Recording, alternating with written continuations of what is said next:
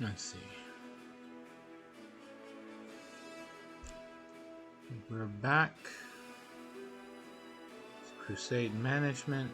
On the Crusader Management screen, you can make decisions regarding current events, which are displayed at the bottom right and bottom of the screen on the left. Issue decrees, which can be displayed by clicking the Decrees button on the right. You can display only a fraction of the available decrees by selecting one of the filters. Construct buildings and forts in Dresden. To access the construction screen, click on Dresden or a fort on the map. Okay. Anyway, that read aside, hello everybody. I am on early with Wrath of the Righteous today, like I said I'd be. Thankfully, my job did not actually bother to call me in or anything. So, here we are. Let's see. Events. Colored Crusaders. A Chilaxian lord with an escort of battle slaves wishes to join the crusade, but many crusaders loathe slavery. They are asking the commander to free the thralls and banish the outlander. Buy and free the slaves, accept the new troops, free the slaves by force, reform the slaver.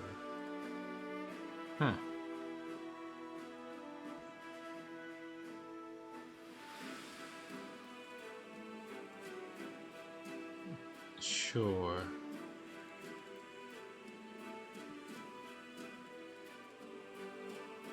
Reform the slaver, free the slaves by force. What are the choice effects? Let's see. Crusade morale increases by 25, deduct 2,000 finance points.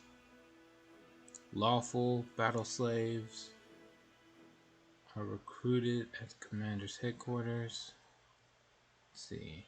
Crusade morale increases by 25, deduct 1,000 diplomacy experience points. Oh boy.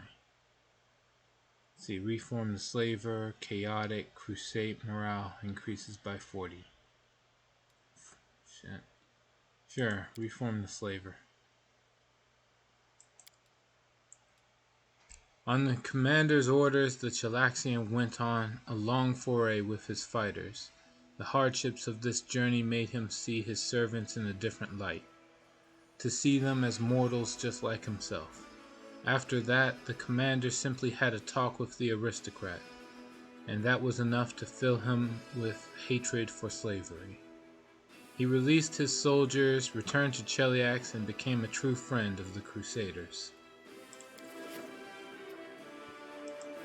There's no wait time or anything. This is great. Alright. Let's see. A progressive alchemist by the name of Zagel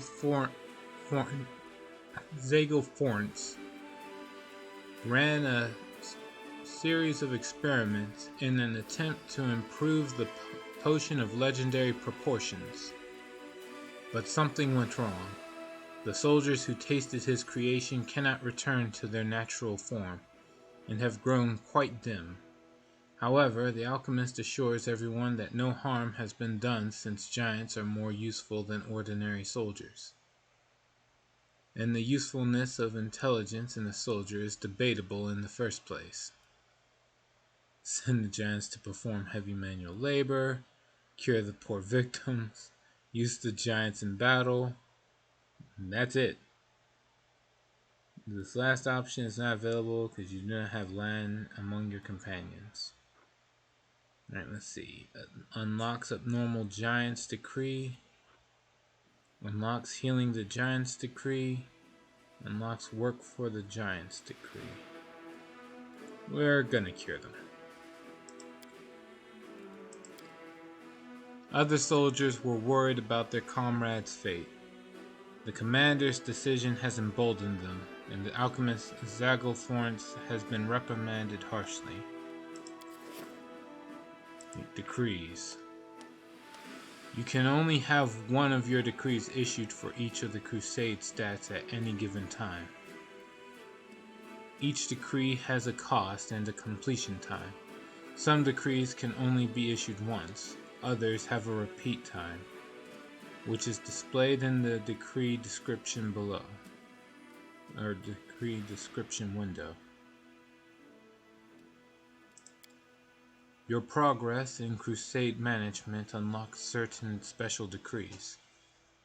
A stat rank up decree becomes available upon meeting specific rank up requirements. A relic upgrade decree, which turns a relic into a powerful artifact for your party to use, becomes available when you obtain a suitable relic. Hello, lone streamer. Hello, Atrocious. How are you? Socio for best man. Socio is the worst, dude. Come on. He's just terrible. Gotta get rid of him.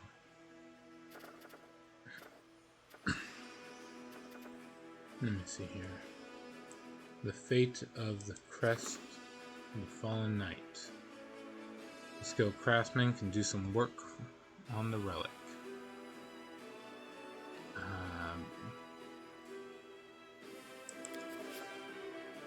Let's see. How do I... Alright, orders for Erebeth. Had better days. How are you? Well, my brother wasn't able to come by to hang out today, so I'm a little down about that. On the upside, I do finally get to stream today. So it's like ups and downs.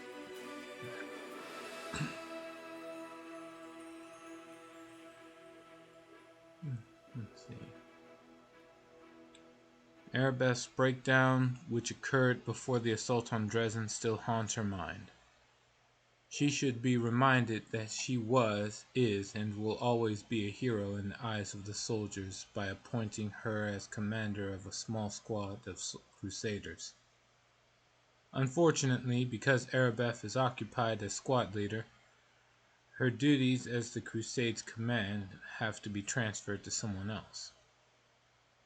Beth has been appointed squad commander in the Vanguard. No Dragoon bro today? Well, that sucks. It's like half the fun. Yeah, it really is. I guess it's like, there's that phrase where a game is more fun with friends, and it's true with just about anything. So, yeah. Like, his absence is felt. Let's see, required military issue decree. Alright, lost scouts. Scouts cannot work out how the demon army picks its way through advance units to be able to suddenly attack the Crusaders' forces.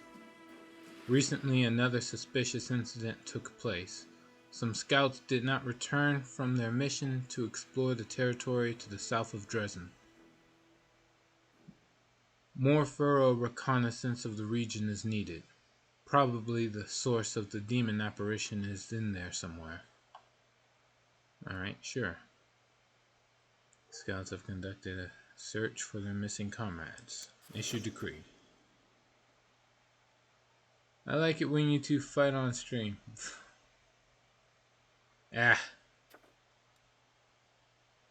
It happens, but it's never the end of anything.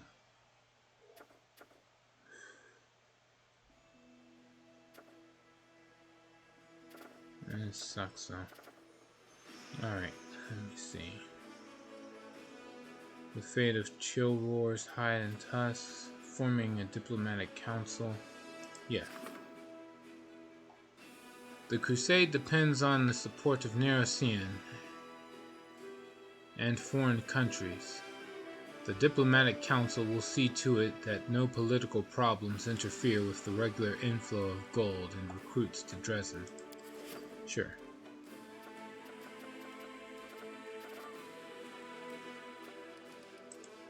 Rank up. Can't do that. Development. Can't do that. I guess there's not... Yeah, I can only have 3 missions active at a time.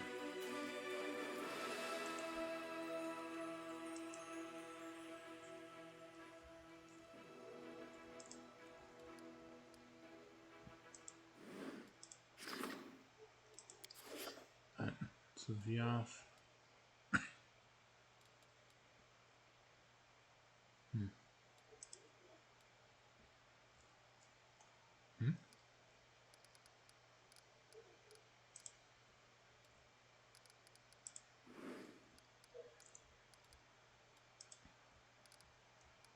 Wait, so I can move the party from here?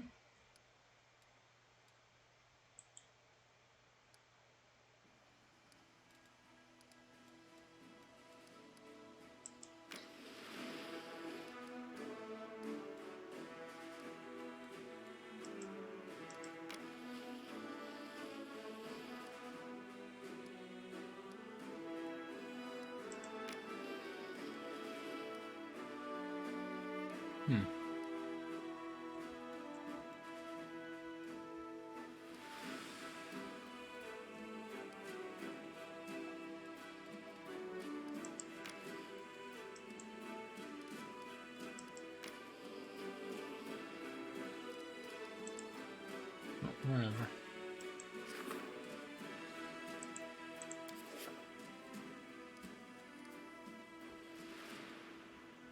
Keeper's Canyon. Enter.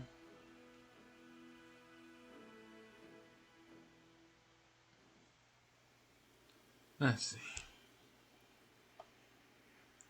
What to build here? Oh, there ain't room for much. Alright.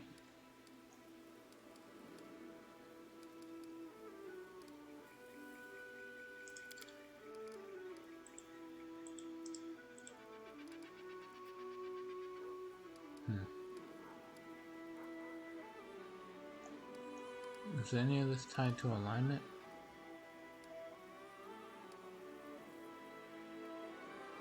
Tree range, barracks, nope. Nope.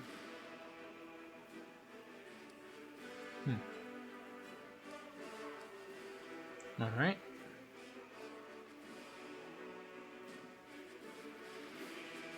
Keeper's Canyon can have, I guess, a hospital. A hospital, stables. Let's see.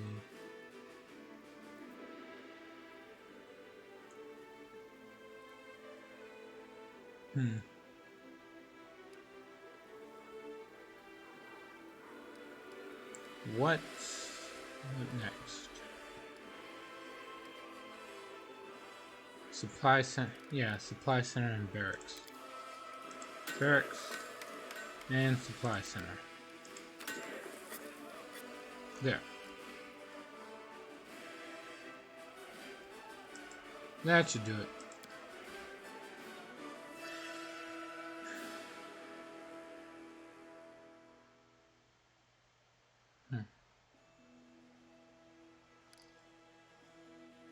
Guess I can do that for all the other keeps.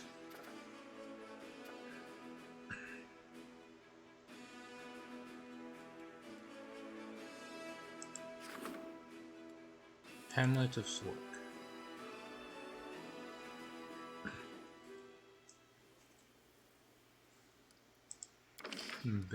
Oh, never mind.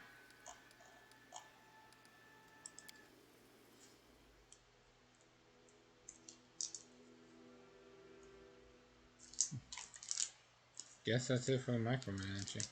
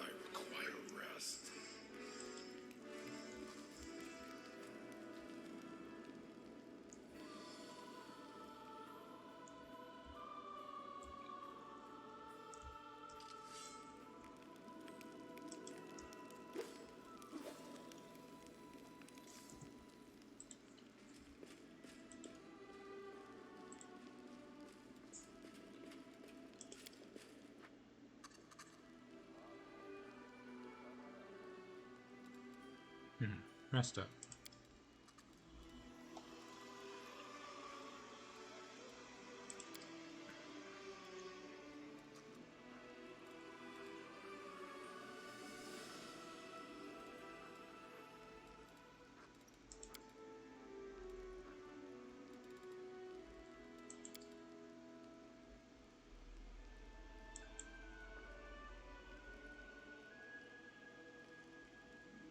Even Asimars are no match for Neithers when it comes to strength. You can produce beauty, healthy offspring. This is your one advantage over us. How about this for an advantage? I shall still be capable of doing the deed that produces offspring some 20 years after you have withered from decrepitude.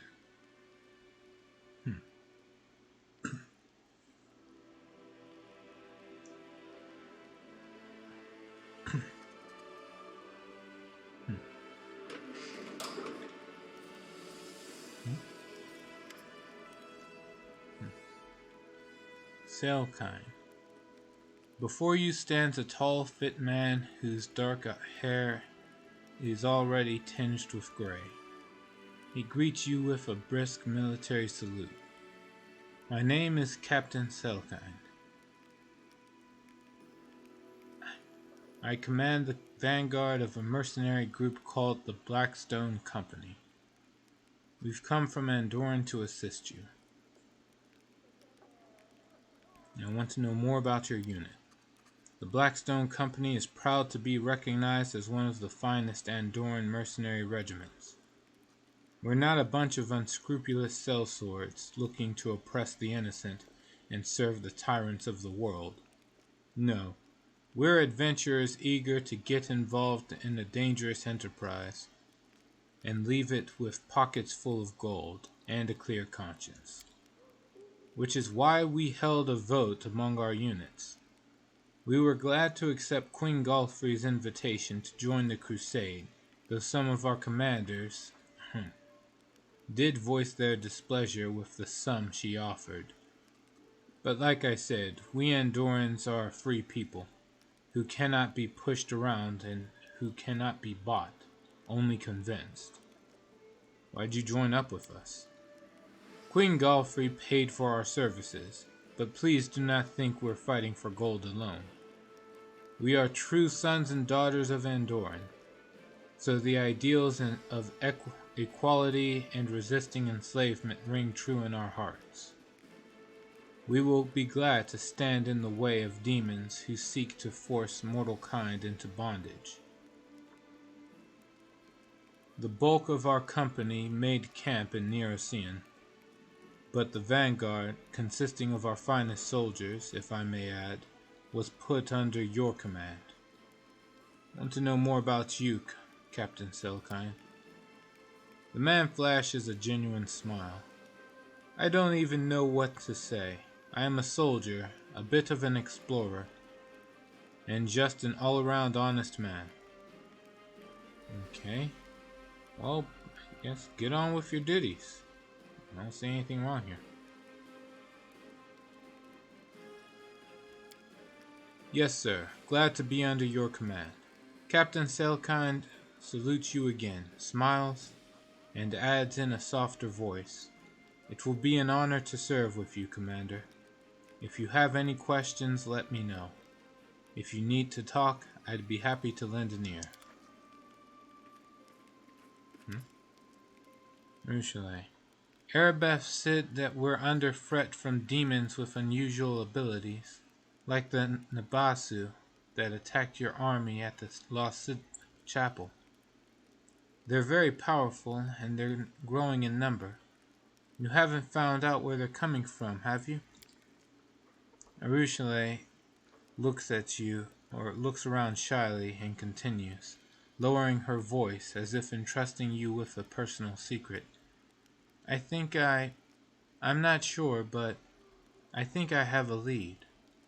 I know where to find someone who can lead us to the source of their power. What are you talking about? A hag by the name of Jerunika. She used to live here before the fall of Sarkoris, but when the demons invaded this world, she happily took their side. The old cannibal knows many secrets. You just have to make her talk. Does this Jerunika also have special powers? Her? I doubt it. But still, be careful. She is very old, very sly creature. Or a very old, very sly creature. And she's incredibly dangerous. Alright, where can I find her?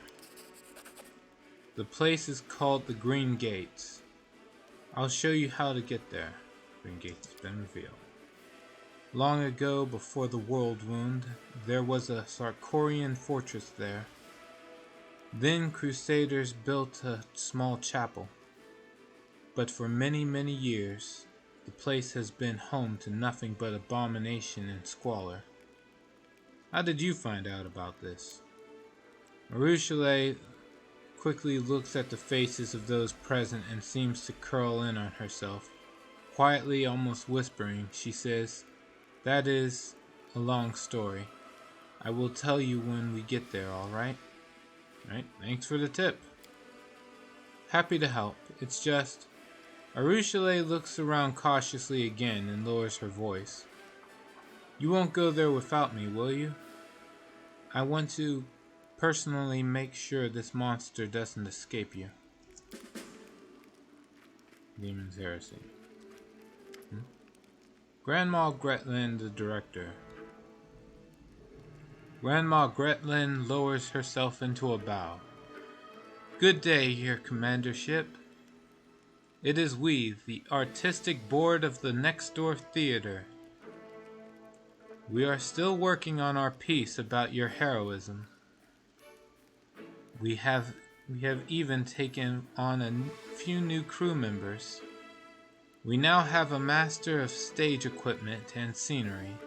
It's my granddaughter, Tina. Tina, say hello to his commandership." Oh, companion quest on...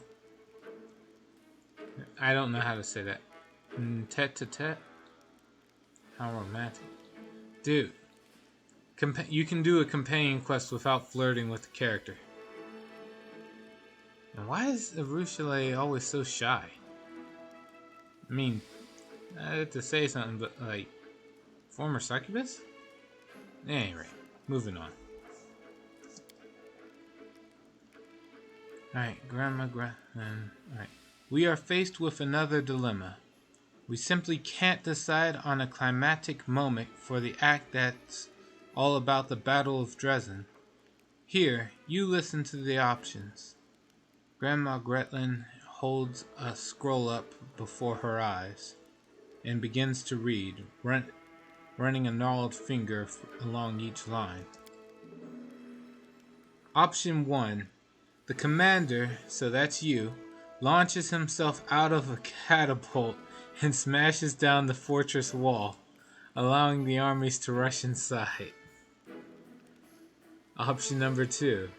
The commander, so that's you again, masquerades as a succubus and creeps into Dresden in disguise, and then opens the gates to the Crusaders.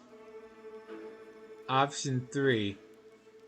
The commander, so that's you again, rides to the attack on an enormous mountain goat, or should we call it a battering ram, and breaks down the city gates. What say you? Let's see. Like the version where I launched myself out of a catapult. The cross-dressing as the succubus version is the best one, surely? I like the version where I ride on the back of an enormous mountain goat. But where are you going to get a goat that size? You decide. It's your show after all.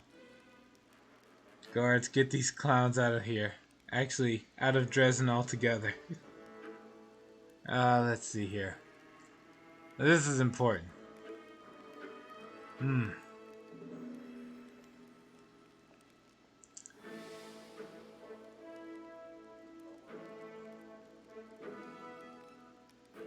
I'll go for the most direct. Launched out of a catapult. Wonderful, wonderful. It's high time we injected some frills into our show. Grandma Gretlin and her entourage move away, but their voices project so well that you can easily hear the rest of the conversation. The catapult was my favorite from the very start. I hope it's not considered too lowbrow a device for a serious dramatic offering.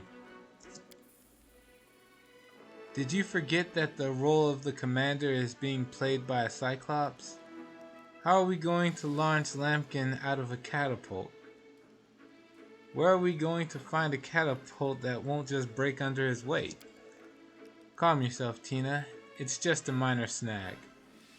You can't achieve success without a few difficulties along the way. We'll think of something, you'll see. And Lady Konomi. A sharp-looking kitsune gives you a quick, businesslike bow.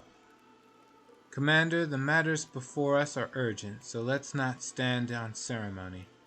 I am Lady Konomi, the official attaché of Neocean. Here are my credentials. She presents a scroll adorned with Galfrey's seal. Her Majesty has instructed me to lead your headquarters diplomatic council. And Social's here. Honestly, I was surprised when Lady Konomi asked me to join this council. I am too. But I will do my best to fill the shoes of a trained diplomat. Can we fire you? Alright. Then Darren's here. Alright. I, like many nobles, have been trained in diplomacy, and, in fact, I hold the title of Royal Emissary. It is passed down the Eredin line.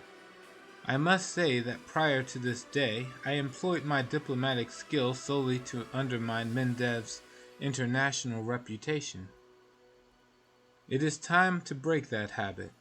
I imagine preventing international scandals will be just as interesting as causing them. Who knows, I might even enjoy it. Okay. What's the Diplomatic Council and why do I need it? I mean, I could probably guess, but might as well. To solve matters of politics, of course. The Crusade is more than just battles and sieges. It is the largest military project in all of Avestan, funded by the treasuries of more than a dozen major powers. And each one of those powers, in addition to seeking victory over the demons, also pursues its own goals. The Diplomatic Council will manage this tangle of political interests and prevent the Crusade from losing the favor of influential benefactors. And while we're at it, ensure that Neocean remains satisfied with the state of affairs. After all, for the last 100 years, the entirety of Mendevian politics has revolved around the Crusades in some shape or form. That is why the capital has sent me here. To observe, offer suggestions, and keep the diplomatic situation under control.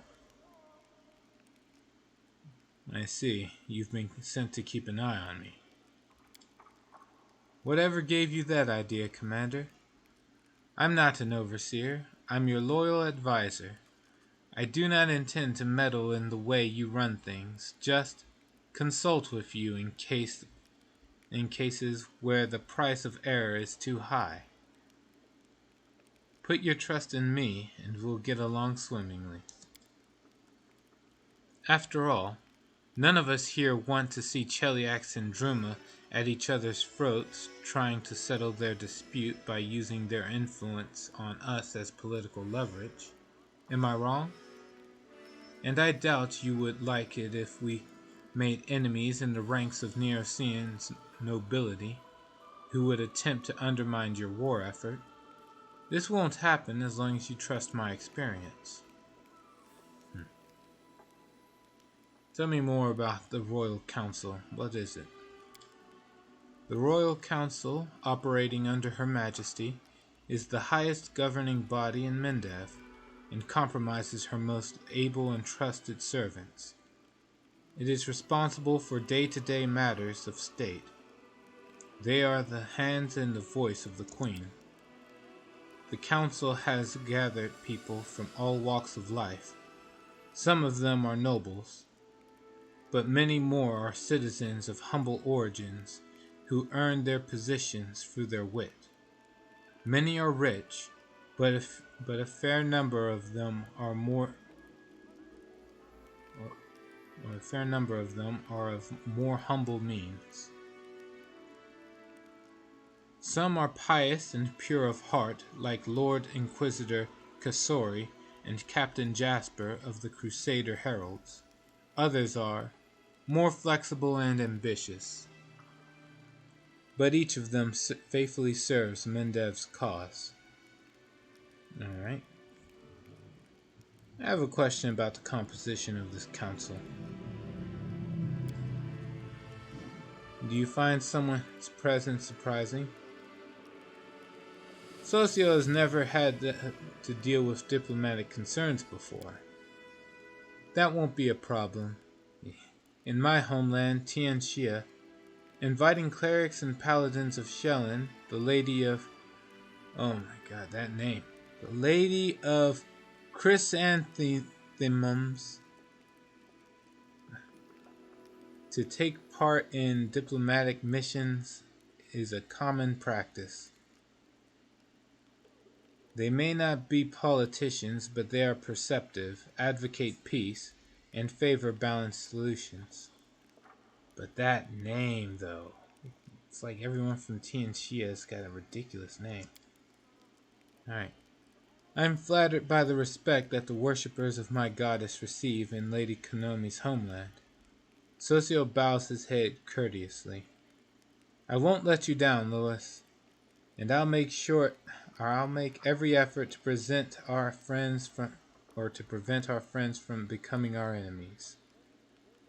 We can do that by kicking you out. Alright,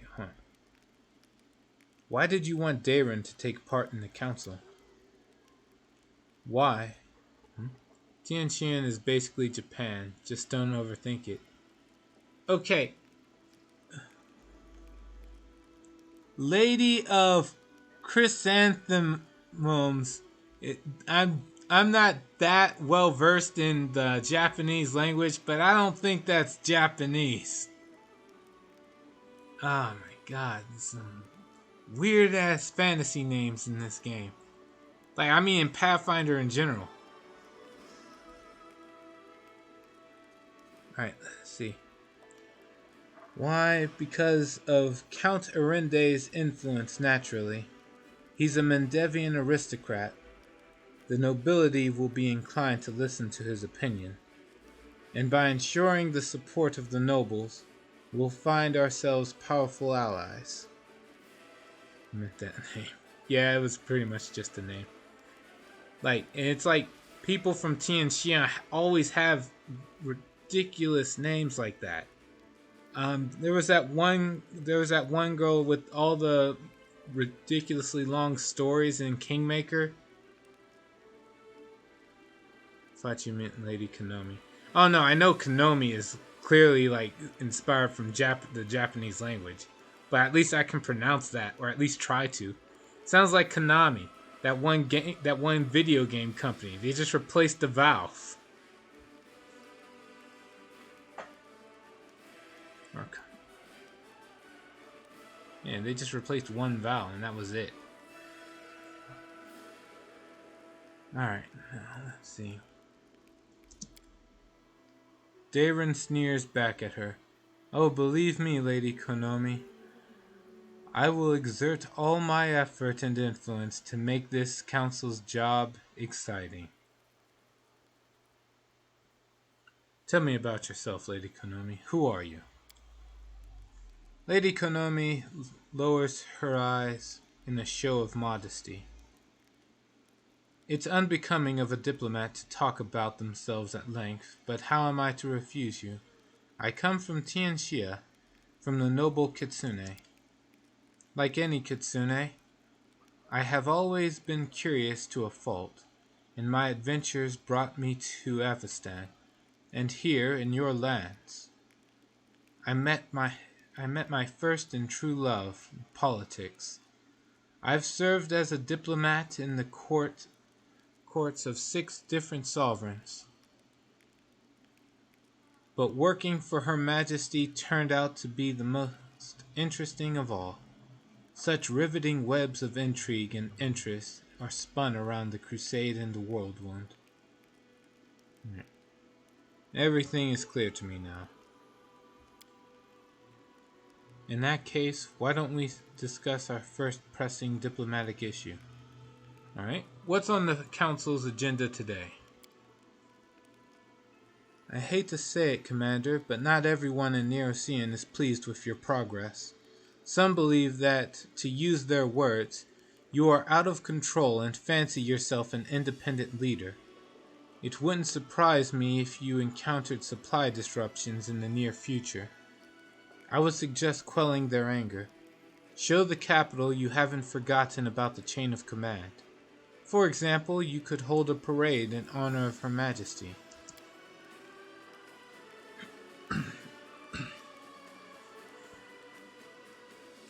If we need to demonstrate that we're keeping Neocean in mind, why don't we invite the capital's high priest to Dresden for a religious festival?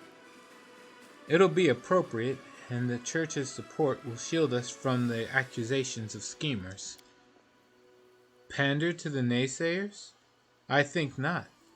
I propose we hold a parade in your honor, Louis. This is your victory, and if Cousin Golfrey wants to show off in front of the soldiers, she's welcome to capture something of her own. What did I do to incur Neocean's discontent? You were too good. You reclaimed Canabris, you won the Battle of Dresden, you're a menace to the world wound, your authority grows, and the influence of the Queen's confidence diminishes. Or confidants. This creates the impression that there's only enough space for you at the top. The members of the Royal Council are afraid that you will muscle them out of the political arena altogether. After all, if you're doing so well, maybe Her Majesty doesn't need them that much.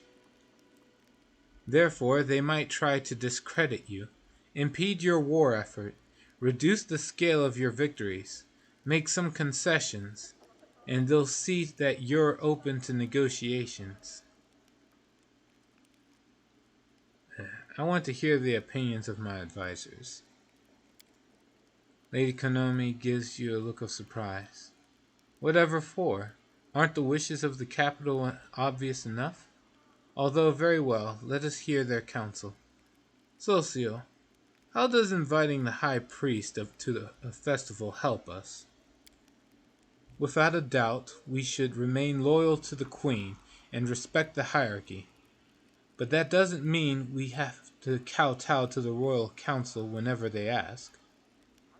I think we should neither do their bidding nor seek to quarrel with them.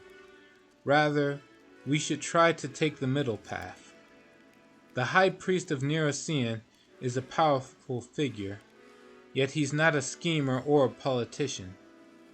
By inviting him to the festival, we'll both show that we're not cutting ties with Neocean and let them know that we have influential friends and are not about to buckle under the Royal Council.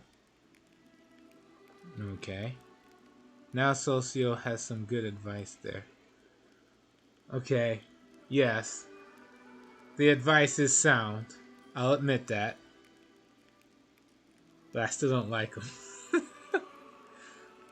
Okay, if someone you don't like says 2 plus 2 is 4, I'm not going to disagree with that. But still. Alright, Darren. What's the point of taunting the capital by throwing a parade in my honor? There's a fine line between taunting and setting boundaries, and between showing respect and putting on a collar. Mind you, I'm not suggesting anything treasonous or disrespectful. A parade in honor of the true hero of Dresden and Canabris. What could be more natural than that? Besides, a healthy amount of disobedience guarantees that people won't pester you with lectures and nonsense as often. A dozen tutors responsible for my upbringing can attest to that. Provoking the capital would be unwise. We're trying to avoid unpleasant consequences, not expedite them.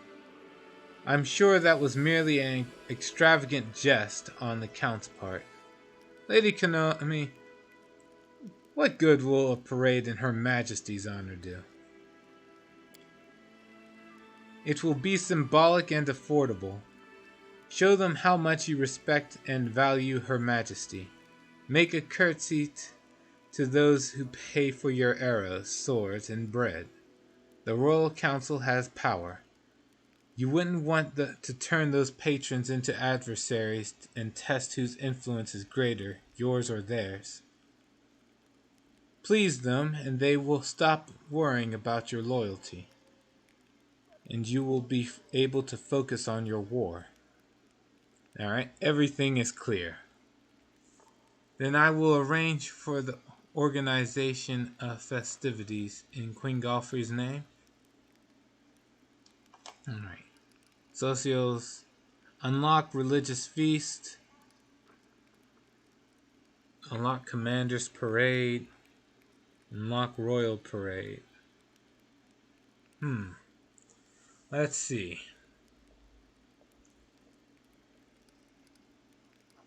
Could kiss her ass. I could agree with Socio. Or I could be an idiot.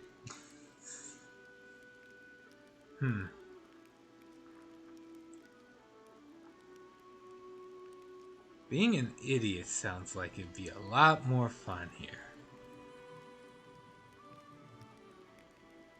Yeah, we'll go with that. Dayren, organize a parade in my honor. As I always say, what's the worst that could happen? A moment, Commander. I understand that you're used to being the highest authority in all matters, but political decisions are an exception. I am a professional in this field. You are not. By ignoring my recommendations, you are not only deliberately seeking conflict with the capital, but disregarding common sense as well. I urge you to reconsider. It's like you're about to make a bad decision.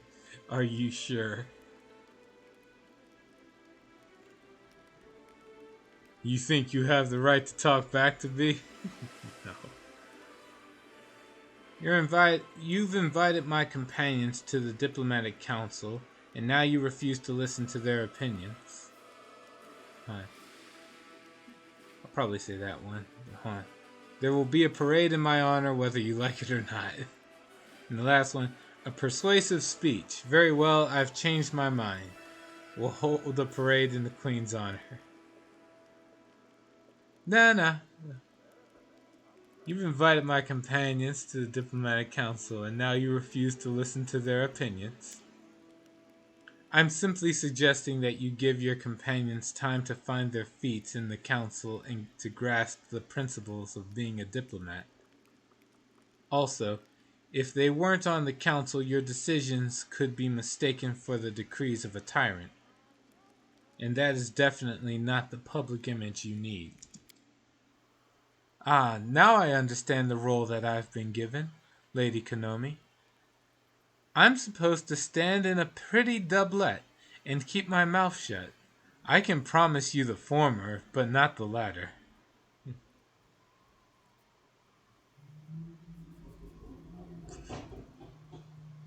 Yeah, we're gonna hold that parade.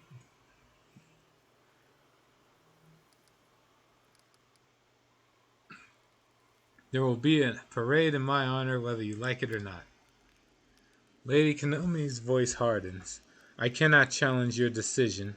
However, I have no choice but to inform the capital that you have disregarded my recommendations. Actions like these are precisely what gave Neurosian cause for concern, Commander. I hope you will revise this defiant stance in the future. Oh, this is going to be one glorious parade. I'll make sure of it. An appropriate balance between spectacle and military pragmatism. The best musicians playing hymns, aesthetically pleasing warriors. After this, recruits from all over Avestan will come running to fight under your banner. And with that, we can bring this meeting of the Diplomatic Council to a close. It is unfortunate that things were so tense, but I'm sure we'll soon have many more opportunities to resolve any misunderstandings between us.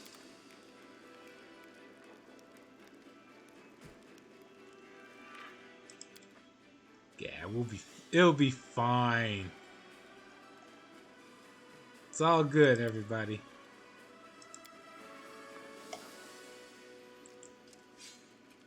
Alright, now where's the exit?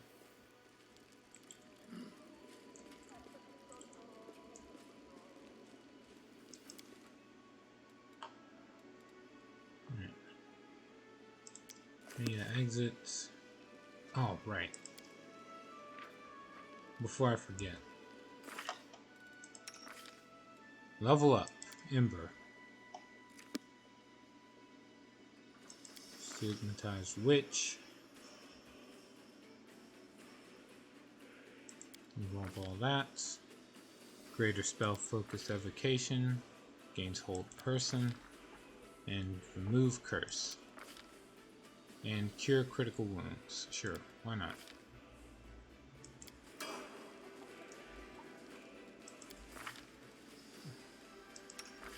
Next up, Ninia. Scroll Savant. And level up everything else. Shadow Evocation. The hell is this? A quasi illusory version of Fireball, Lightning Bolt, Shout, Volcanic Storm, or Ice Storm spell.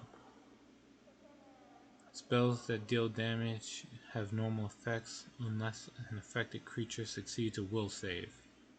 Each disbelieving creature takes only 1/5 of the attack. Regardless of the result of the save to disbelieve, an affected creature is allowed any save or spell resistance that the spell being simulated allows. Isn't this cheating? Essentially, Shadow Evocation just gives you access to a whole bunch of spells and just makes them will spell saves instead.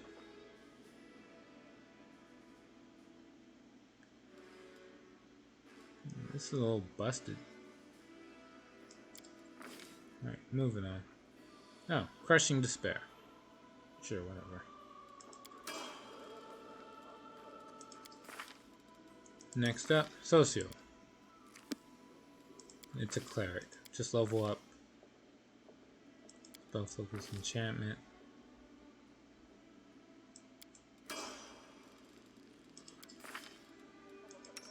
And Regio. Let's see. Hell Knight. Same skills. Piranha Strike. Because why not? And then we go for their Mythic Path abilities. Abundant Casting.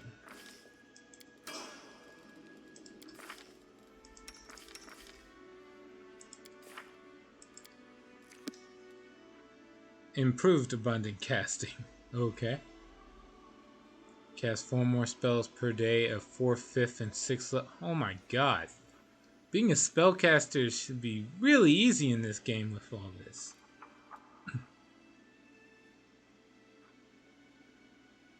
4 more spell slots of 1st, 2nd, and 3rd ranks, and now 4 of the others. Alright.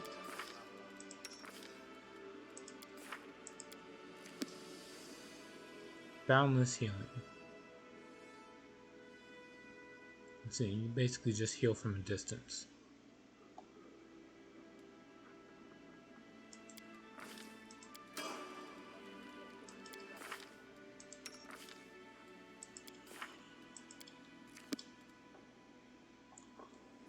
Last stand. Ugh. Not my first choice in the skill. Alright, so I'm gonna take Grey Boar.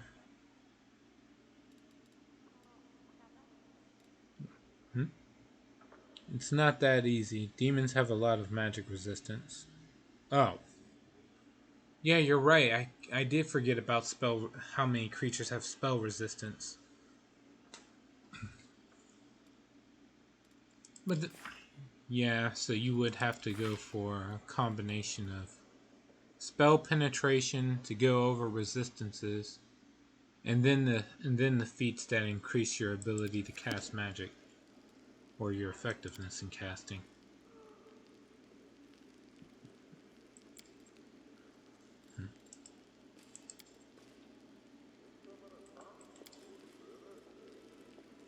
Move out.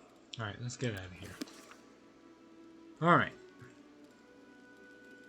The party's gonna have Grey Boar with me since I need to hunt after a dragon. There's a companion quest for Arushale, so I'll leave her in. I guess I can kick out Daron. Is there anyone else?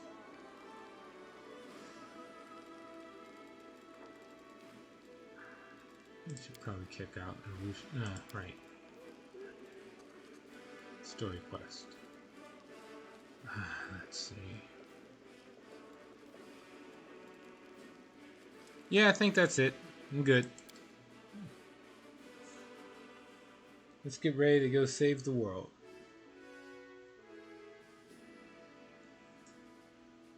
You won't have healing. What do you mean I won't have healing? I have, I've got Sela and Camilla. Camilla's a great healer.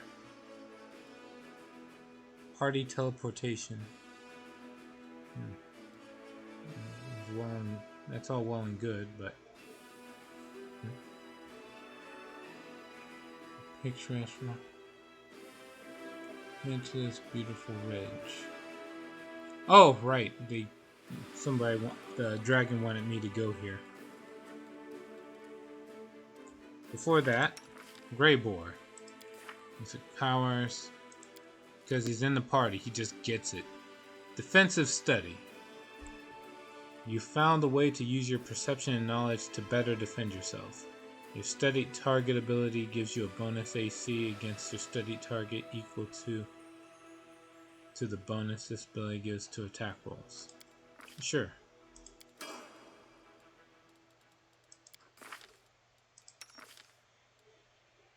What else we got?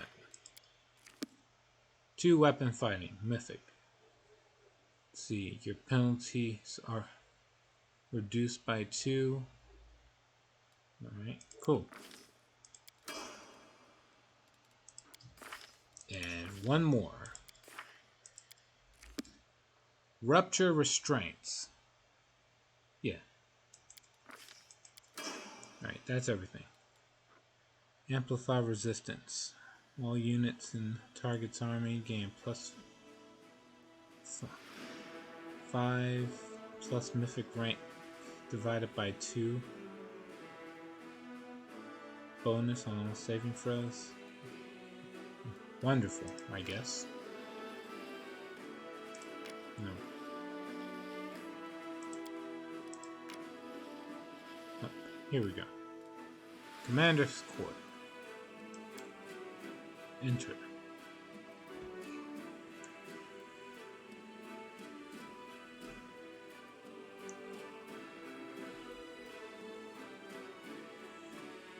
Oh, wait. You know what? I did realize something. Since I only have Camilla here,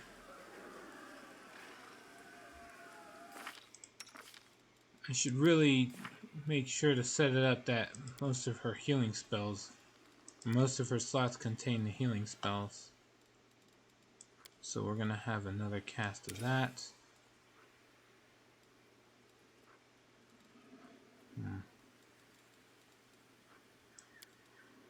One of that, and another use of there. Alright, that should be enough healing. Let's see. Cure serious wounds. Over that. There. There. About 4th level.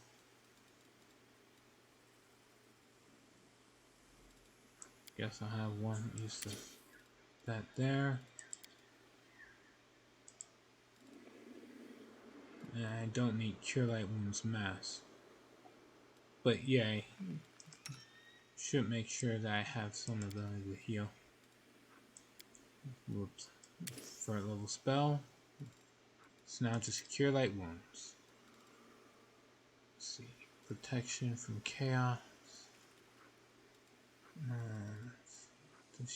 She doesn't have a more powerful version. She doesn't have Cure Moderate Wounds.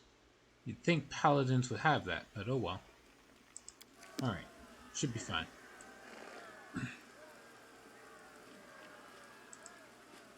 See. As you approach the commotion at the top of the ridge, dies down for a moment before soaring to new heights. That's him. Yes, look at the butterflies. Hello? There's a dragon here too, you know. I'm way more interesting than a butterfly. And it was me who asked Lewis to come here anyway. Who's a good little dragon? Either's a good little dragon. Suddenly, Arushale stops and steps behind you. She looks rather embarrassed. I know who they are, but what if I'm a demon and... You see your old friends, the 3 Desnan adepts from Canabras, standing at the head of the crowd. Lewis, finally! We rushed here as soon as we heard what happened in Dresden. We brought friends, too. Except we've only just met some of them. Allow me to introduce them. Maitress Ola Devara, the illustrious exiled alchemist. Those formidable warriors there are halflings from the temple of Cheldira Zuzaristan, the goddess of battle and recklessness. This is the famous street artist Maestro Avin Turin, a pseudonym, of course. Rare is the administrative building in Avestan that has escaped his brush. And here in front we have our mounted gnomish contingent, the cavalry sculptors. We have all come here to help you fight the forces of the abyss. Why was Maitress Ola exiled? Prejudice, that's why. The disheveled woman shakes her head in disdain. Her clothes look as though they've been singed a dozen times over, and dragged through various paints at least a dozen times more. For some reason, people are suspicious of alchemists who worship Cade and Kylene. They also consider my experiments dangerous, which is utterly preposterous. For one, science comes at a price, after all. And besides, it wasn't I who caused that explosion back in Absalom and raised half a block. I wasn't even there. Still, now that I'm surrounded by open-minded people, I'll be able to unleash my talents and show those demons that bombs can protect us as well as any prayers. Right? What are the goddess Chaldira and her worshippers famous for? A belligerent-looking halfling salutes you with his sword. Chaldira is the goddess of mischief, battle, and luck, and a close friend of Desna, the Moon Mother. Chaldira is not the goddess of strategic planning, put it that way. As her worshippers, we charge headlong into battle, leading others into the fray. And we despise evil in all its forms. My friends and I have long wanted to support the Crusades, but this is the first time we've seen a leader we're willing to follow. Alright. An artist on a crusade? A street artist, to boot? Dusty galleries and pompous patrons aren't quite my scene, is Maestro Alvin's dignified response. I only paint in places where everyone can see my work and appreciate its meaning. I used to paint flowers and the sun on the walls of besieged forts to make the attacking armies realize they were destroying another's peace and joy.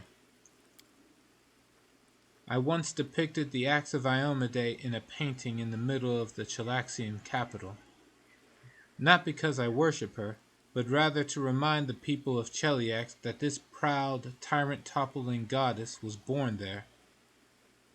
I don't yet know what I will create here in the world wound, but I feel I must play some part in the salvation of this land. Cavalry sculptors? Exactly. One of the gnomes sitting in the saddle grins happily, looking from head to toe a brigand. The cavalry sculptors are an ancient and revered gnomish society. In certain circles, that is. Our only rivals are the pikemen confectioners. But they don't have a noble legend that tells of the creation of their society, unlike us.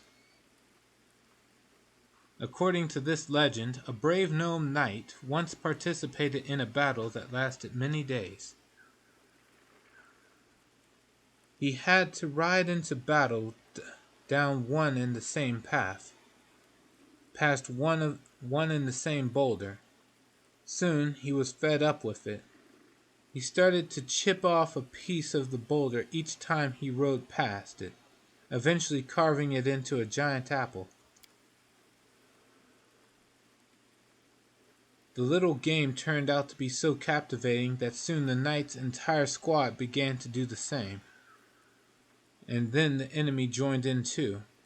It goes without saying that they were all gnomes. The war soon ended, but before it did, they had carved all kinds of fruit and vegetables from a dozen boulders and a couple of rocks, all while mounted too. And that is how our noble society was born. Okay. Are you all going to join my army? Of course not, Aranka replies, clearly speaking for everyone. We didn't come here to march around in neat little rows like all the crusaders who've come before us. We're here to answer the call of our hearts, and we're going to help you in every way we can. We will all do something for our cause, but we are free spirits. We take orders from no one, and we certainly do not join in other people's war games. Army discipline and the gray walls of Dresden do not stir our hearts, Louis. Yet I know that you are the wind of change we've been waiting for. In Canabris, I witnessed your kindness, bravery, and tenacity. I'll follow you straight into hellfire. All of us will, but we will each tread our own path. I have enough soldiers as it is. I don't need your help. Alright. Now what am I going to do with you? Ivu. I know what you need to do. Knight them. Ivu whispers loudly. She continues a little embarrassed as Aranka and the others look at her in surprise. I mean, I've been told many stories about Galarian, and that's what always happens in them. Louis is the knight commander, right? That means he can knight you all. Ordinary knights are a bit boring, but I know Louis will make your oath really exciting. I like the sound of that. We'll be the, Free Crusaders. What do you think, Louis? Just make up an oath for us so we can be knighted. And then we'll start our campaign against the demons, and they will tremble before us. Both are azimuth paths. Let your eloquence flow forth, or sing the song of Elysium. Let's see, I got a 19. I would need to roll a 10. As I'm sure anyone who's ever seen any of my streams so far knows, my luck with skills is not that great. So we're gonna sing the song. You only need to roll a 10. I know. I've had skill checks where I only needed to roll a 5 and I failed those too. So this time around, I'm going to just sing the Song of Elysium. How hard can that be? For you, probably particularly easy. For me, very, very hard. Moving on.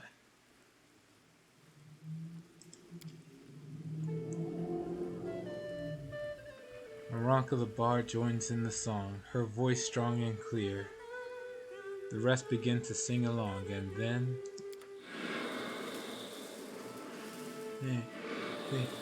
Here goes. It's about to boom.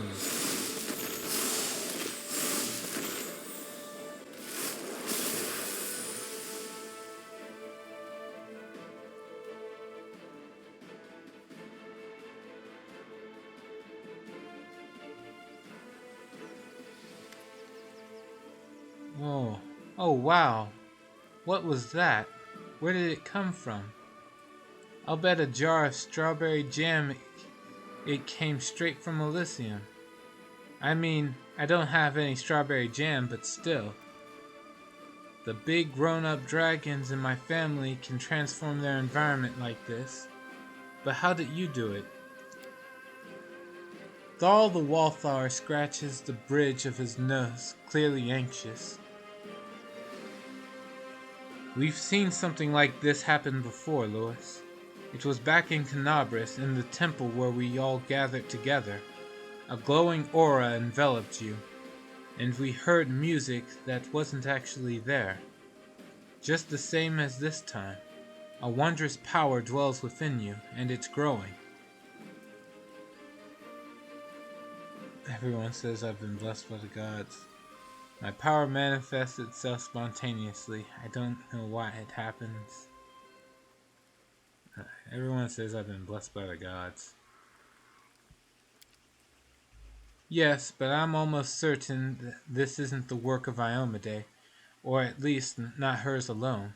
Your power, it's like a song of freedom, of lush wilderness, of the deepest longings of the heart of Elysium. The warriors of heaven are too proud to possess or grant such a power. This type of power is brought into the world by Azadas, the children of freedom, and the deities of their plane, of whom Desna, our guiding star, is one. My power manifests itself spontaneously. I don't know why it happens. Wallflower looks at the little patch of nature that appeared out of nowhere.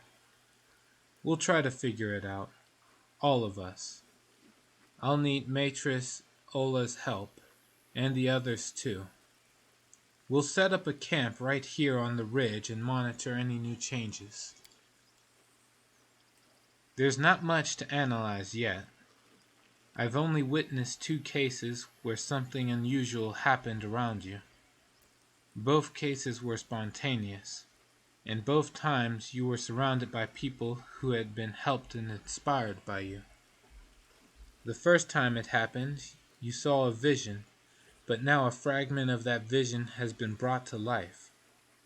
Who knows, Lewis? Maybe you'll be able to heal the entire world wound just like you healed this little patch of rock. What are you going to do now?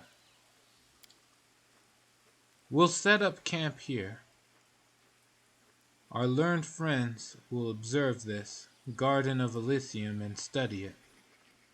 The artists among us will start working on their art. I'll help the Chalderan halflings prepare to launch raids against the demons. The cavalry sculptors, I have no idea what they'll do, but I hope they'll keep themselves busy somehow. Drop by in a couple of weeks, will you? We'll have settled in by then, and we may even have something else to show you, but it's a secret for now. Wait 2 weeks. and visit the court. You forgot the most important part. Honestly, what would you all do without a smart little dragon like me around? Azadas have courts.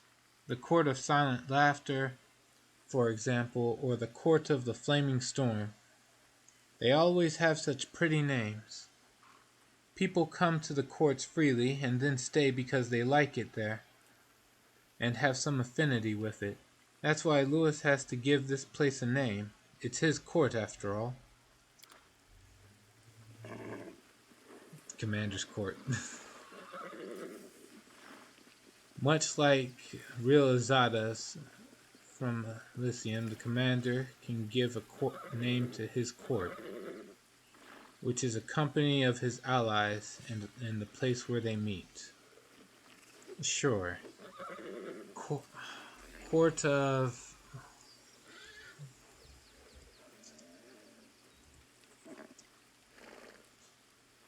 let me think.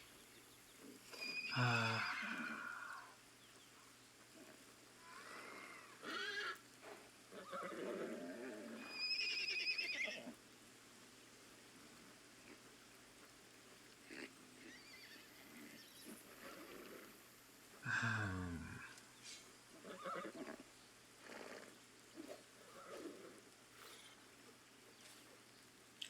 don't know. Court of Not Golden Dragon. Yeah. I don't know, it'd be something pretentious.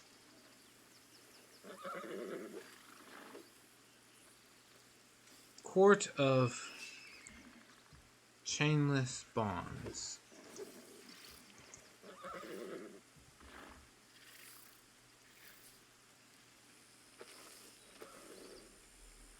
There. That should do the trick. We'll set up camp here. Come see us later. Are they all just gonna say that? Yep. That's so edgy. Thank you. I'll take that as a compliment.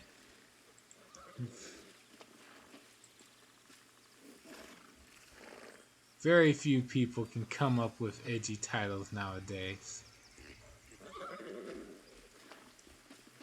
Alright, let's get out of here.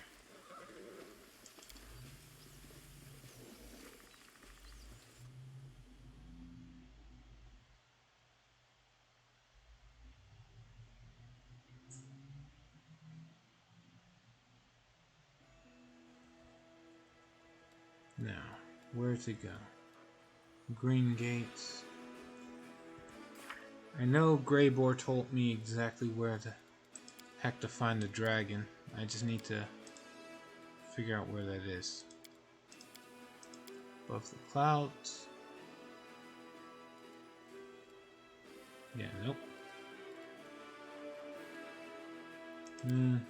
More than nothing. This.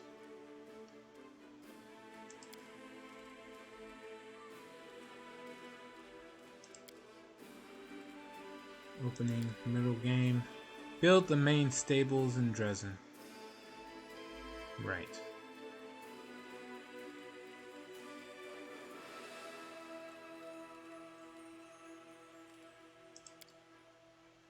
Let's see. Gotta find the storyteller wherever he's at.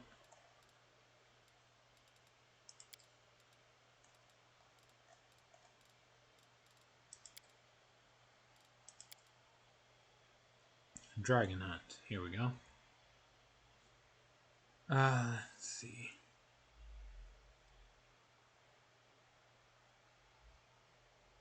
Wait, Chainless Bonds is edgy? Forget it. I thought it was sappy.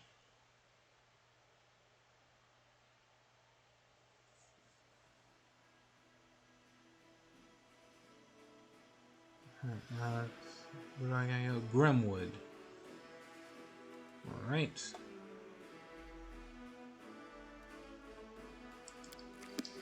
Let's find Grimwood. Winter Stun. Heart of Mystery.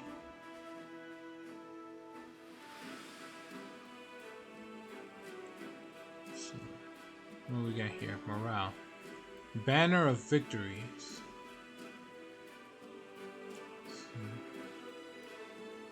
Each victory over a demon army in the land of Yath, Grey Road, Lakes Lost to the Sun, or Winter Sun lands, at 6 days to the banner of victory stays green.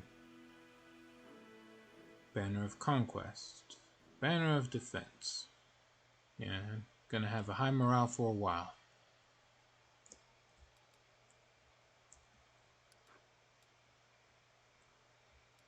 So, yeah, we're already at the corner here.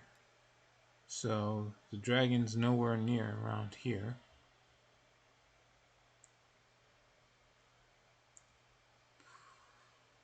Nope. It said the dragon's in Grimwood somewhere.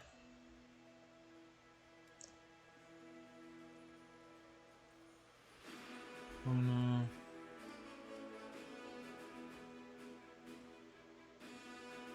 Stone Wilds, nothing here. There's a book. And a candle. Petrified Library. There it is, Grimwood. Way over there. Right.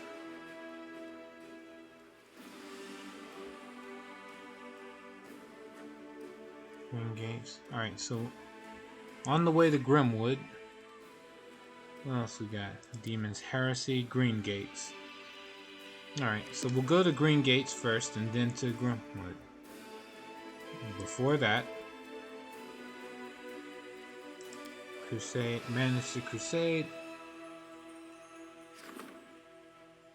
Forming the Diplomatic Council is done. The Crusade depends on the support of Nerocean. Yeah. Event. Onward to Gringotts. Or Gringotts. Yeah. Alright. Heal the Giants. Increase morale. There. And I literally cannot do anything else for a while, so we're going to finish that up and go back to the campaign.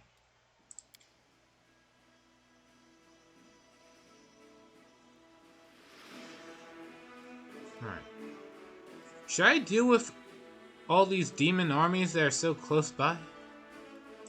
Yeah, I probably should.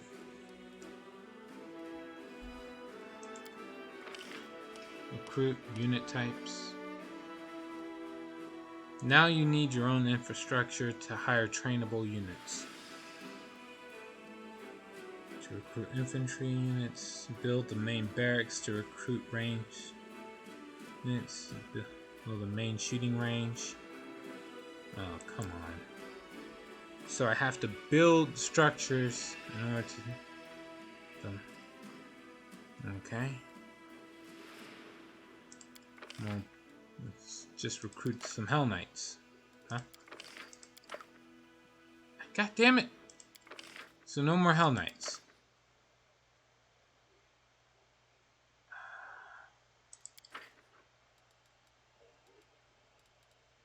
Hold on.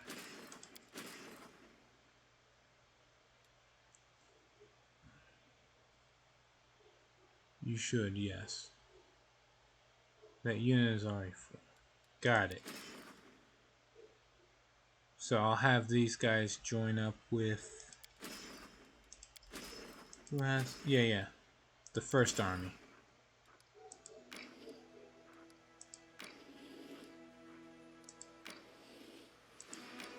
For the simple reason that that all of them can join. Except for the archers. God damn it. Alright, go back and join the other army. Why do we have so many? We got a lot of recruits here. What are these? Champions and paladins. And marksmen and spearmen. I got more units than I thought I would have.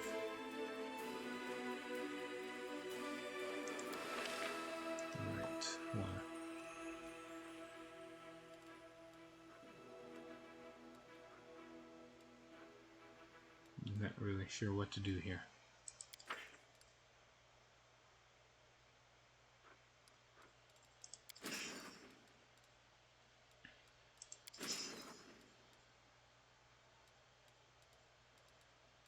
Alright, so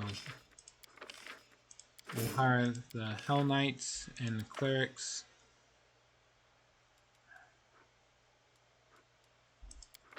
Oh, right. There's another army here, so this is a pain in the ass. Right. Join. No, neat. That's Heroes of Might and Magic for you. You get more armies than you think you can have. I wanted to keep it down to just 2, but now that they're introducing more of these units, it's getting to be a bit of a pain in the ass to toggle between them all. Right. Recruit.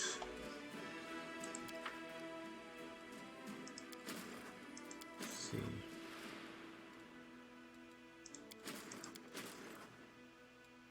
I'm gonna have this group with the cleric go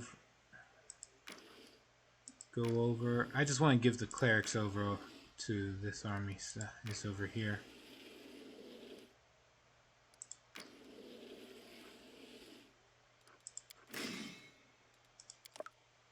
There.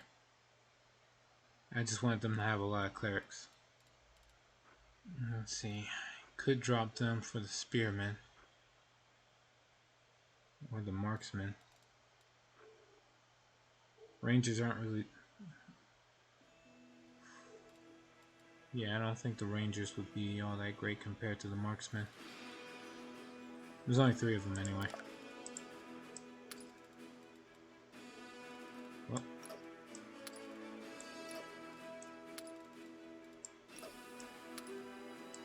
There. Okay. And then leave.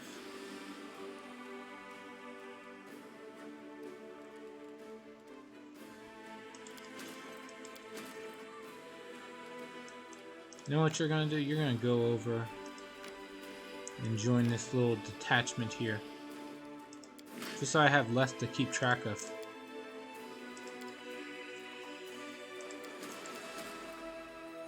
Alright. They don't have any archers, so I'll have you go down here. Collect. Alright. Now I got a crap ton of archers in this group.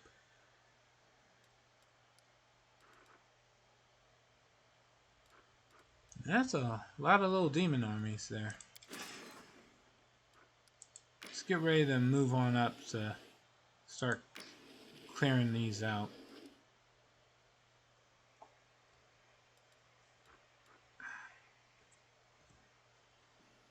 Oh, hold on, I'll be right back. Alright.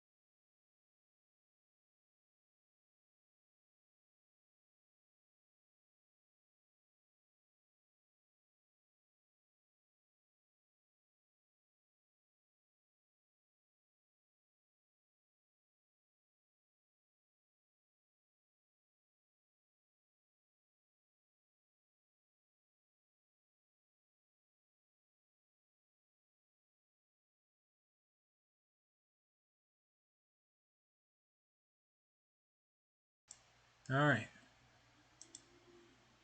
And I'm back.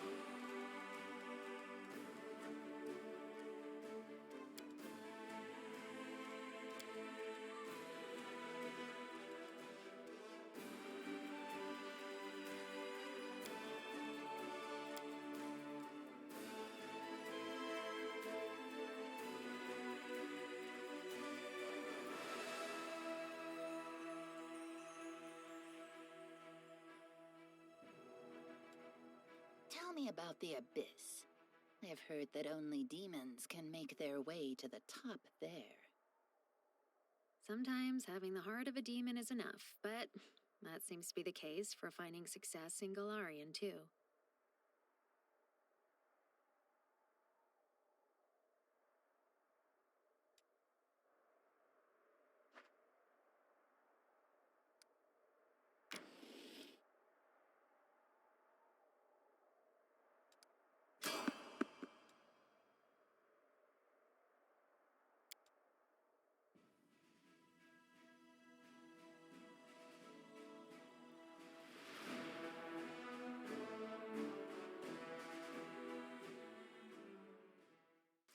Save the last one for me.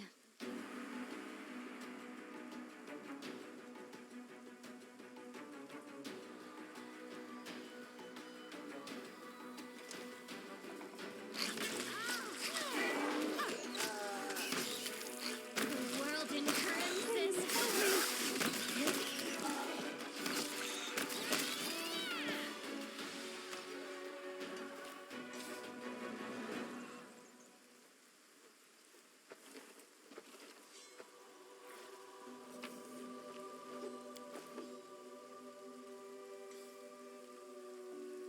What's on your mind?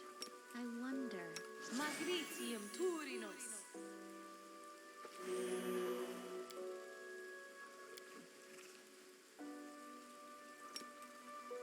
Magnetium Turinos.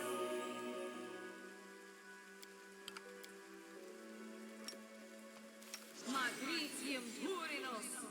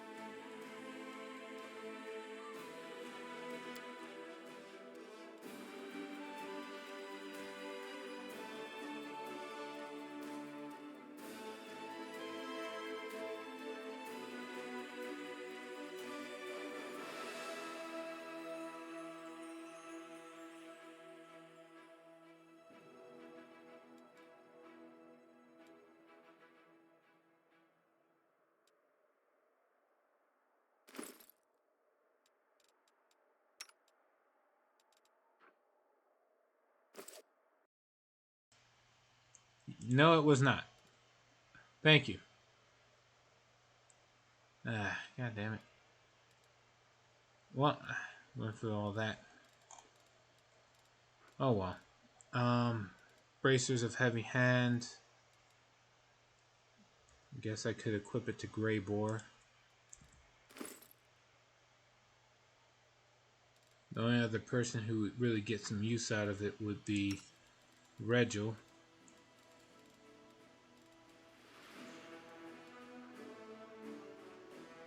It's just the offhand attack, but still.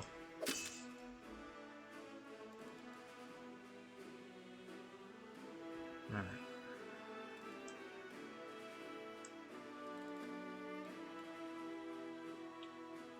Alright. Let's move on.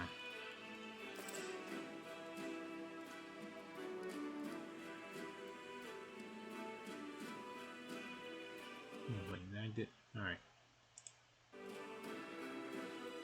Moving on to fight another demon army.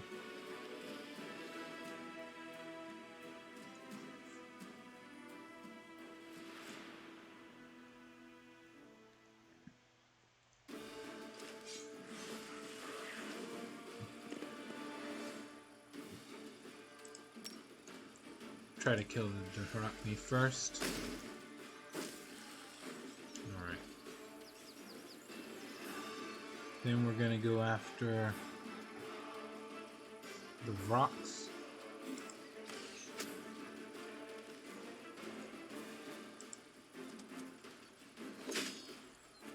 Didn't mean to go that way, but whatever.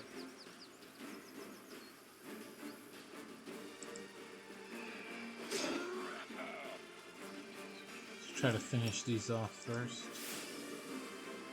Mainly because they're here. That's really it.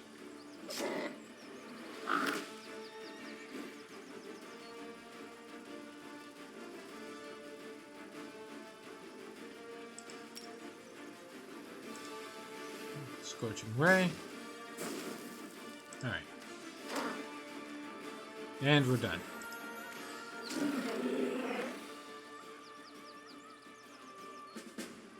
Lost 5, we replenished 5.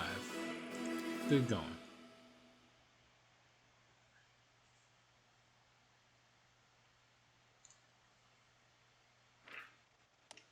Let's see.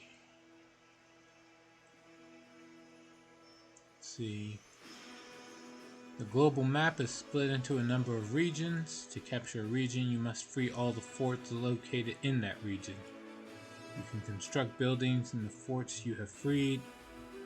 Forts can be upgraded, thus increasing the number of squares available for construction.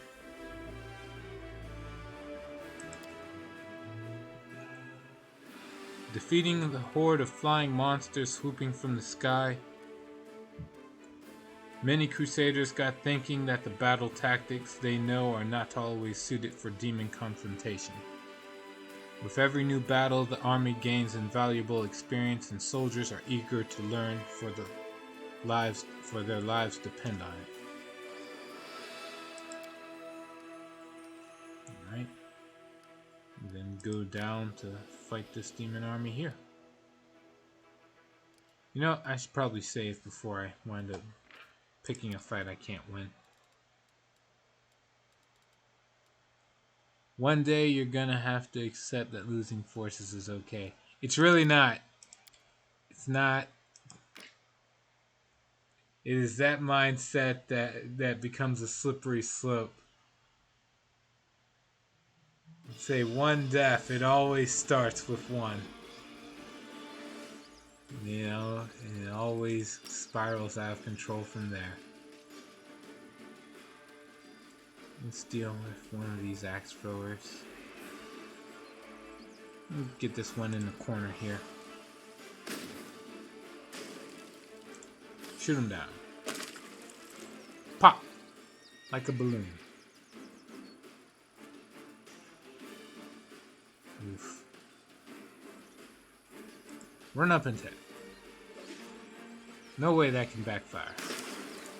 Oh my god!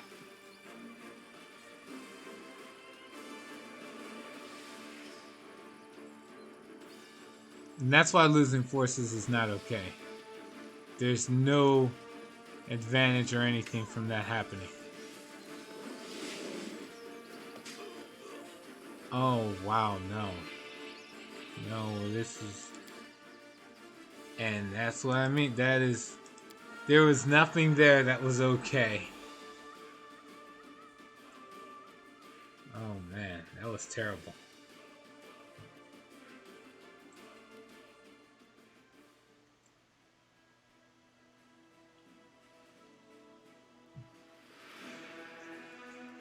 And that, ladies and gents, is why you save before you go into a battle.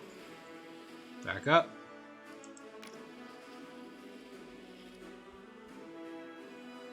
You're only a Zada, bro. You can't save them all. Yes, I can. Let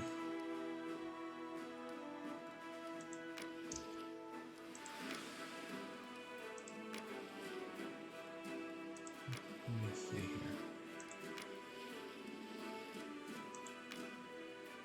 I absolutely can. I just gotta try a little bit harder.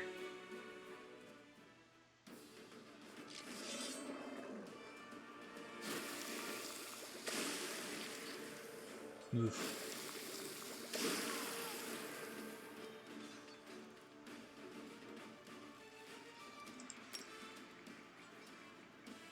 Rift Drakes. Apparently they're called Rift Drakes. Not really sure a whole lot about the fuck how I'm supposed to deal with this, but they apparently have some splash damage that slows us down.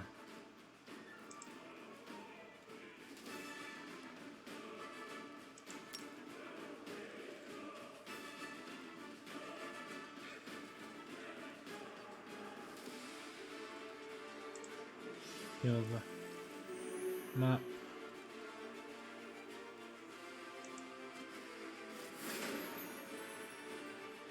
Alright. Take a swing. Oh, wow. And these guys are fast, too. Heal up. Let's see. The largest amount of losses right now is the archers.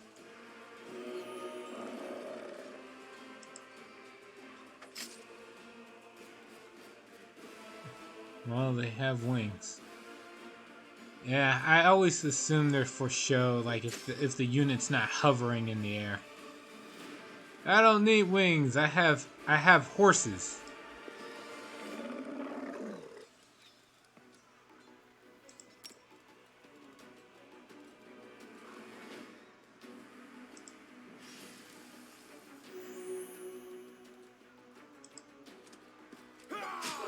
There we go.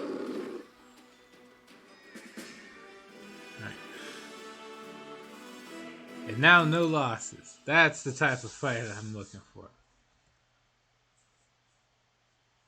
Oh, will I get units that have wings?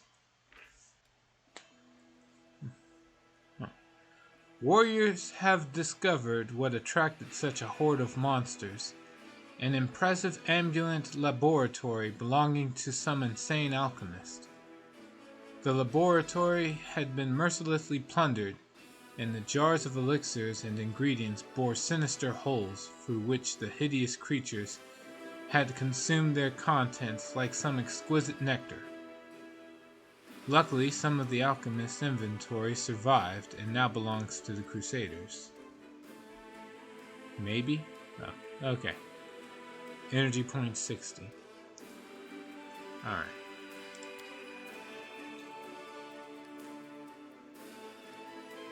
I'll find out soon enough anyway. Moving on, let's fight these demons over here.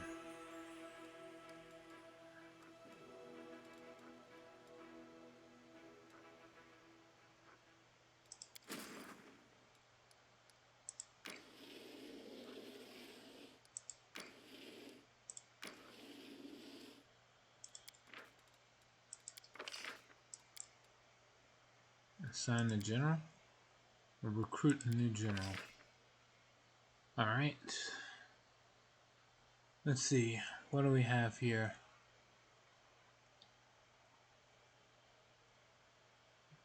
Magic Pikewell, Iron Bregold. If I remember right, you guys said to always go after a Master of Maneuvers. So I guess I'll go Sir Tector Silverhill. Defense formation. All units in a 3x3 area gain a +2 to AC and receive a -2 penalty to attack for the round. Sure. Oh wait, no, I can't afford it. Yeah, I just saw that. Never mind. You just sit here.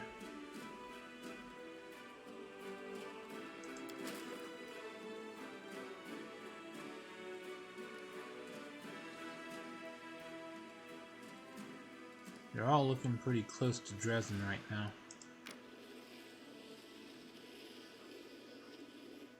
Wow! He went around them.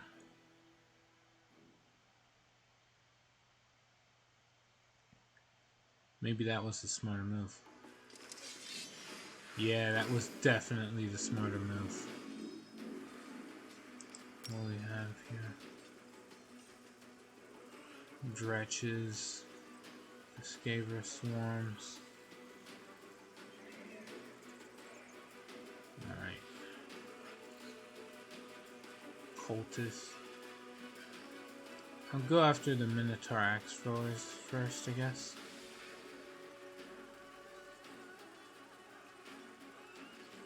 No. The Dretches. 1 damage! Rand.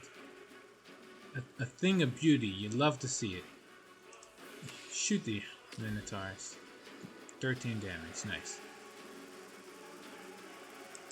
Run up and try to deal with them.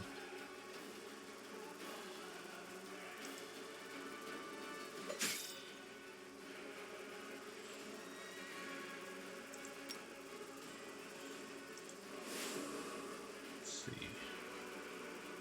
Run up.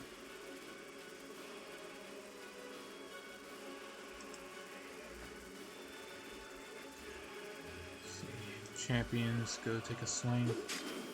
Alright. And that's what I was worried about.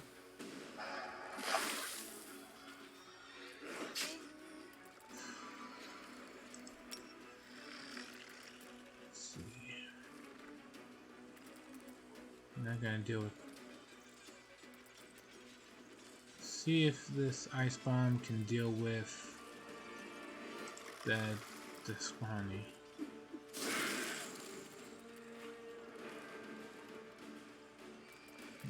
Archers finish off the Minotaurs.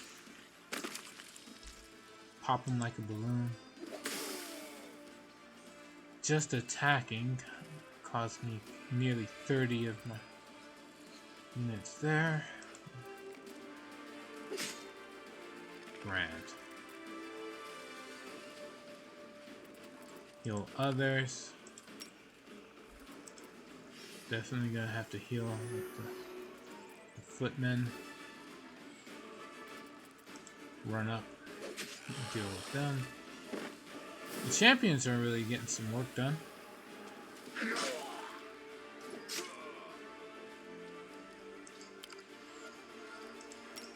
Alright, let's see here.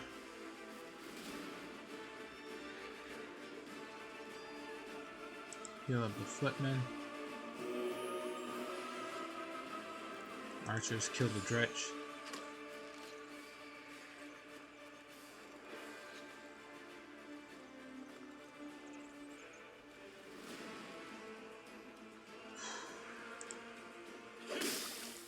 Killing one costs 23. It's not good.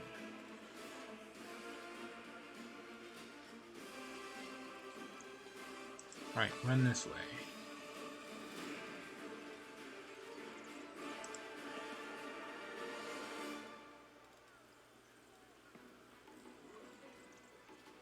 Just clear away from the freaking fog.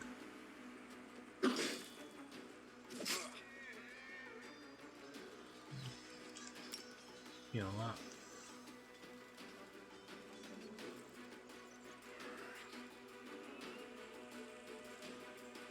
Heal up the footman.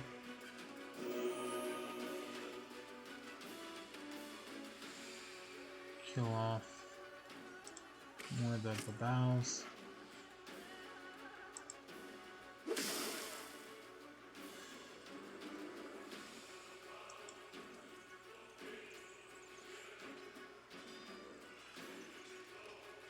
Defend. There we go.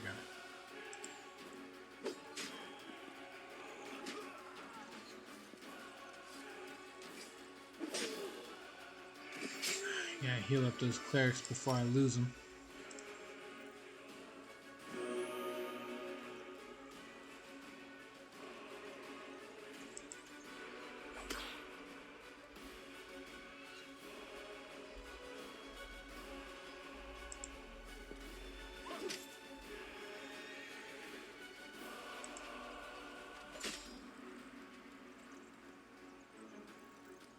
Right, heal self, and then take a swing.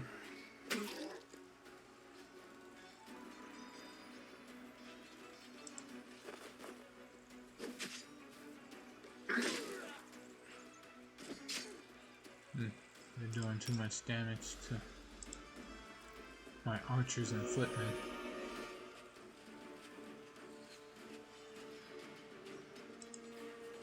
Down, take a stab.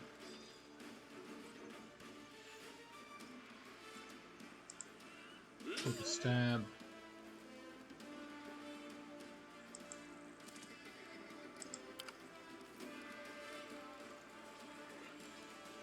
You're really eager for me to accept losses, aren't you? I can do this. I really can, because, like, my general has 20-something uses of cure wounds. The idea that I have to accept losses is kind of ridiculous. Come on. Just gotta finish off.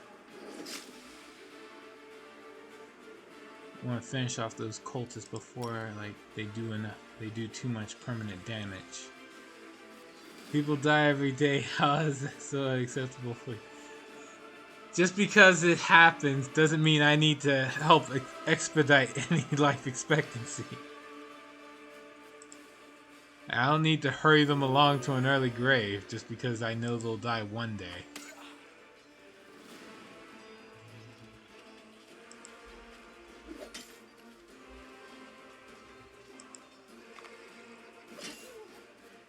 Alright.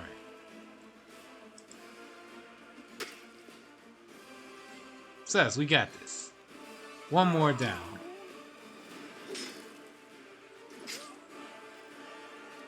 Alright, let's see here. Only 5 down. Alright, so we're gonna get the most heals out of this. Alright. Run down. Take a stab. Run this way.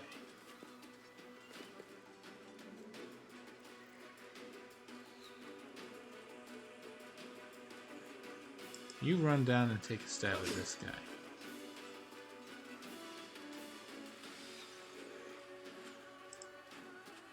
Okay. I got this. Defend yourself.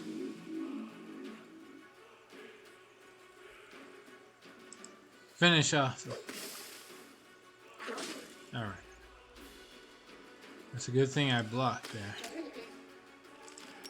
Alright. Heal up. No. Alright, heal up the clerics. There.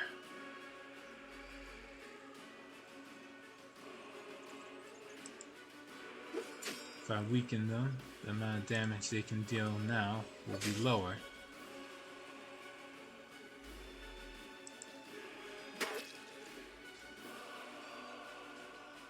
Alright, go down. 6 damage.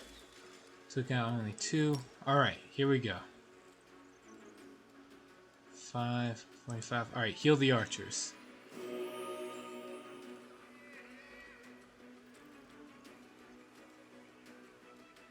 think yeah, so I'm gonna hold off on any attacks until I can get one more cure wounds.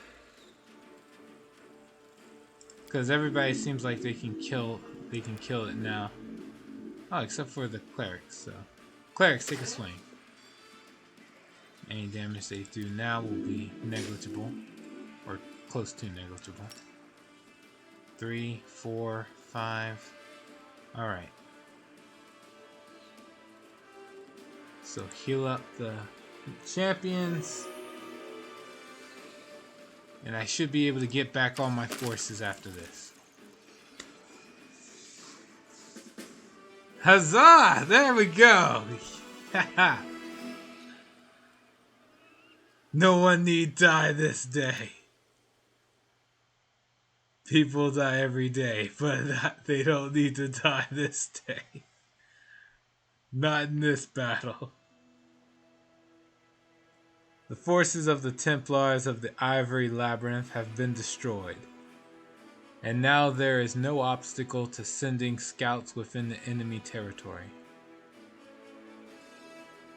Their reports will make the supply lines safe from the sudden attacks. Alright, so daily income increased 100 finance points, and I found 3,000 finance points. See that? That's what happens when you never give up. Don't worry, I'm gonna give up sooner or later.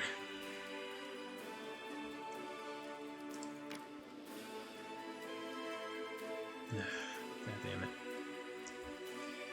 Alright, you can't do anything, you can't do anything. Alright.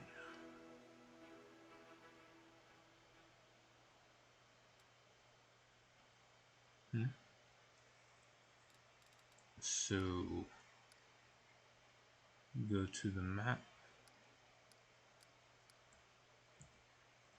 More specifically, I just want to manage. Oh, I have to travel before I can build anything? Oh no, that can't be right. Yeah, that's not right. Just enter into things.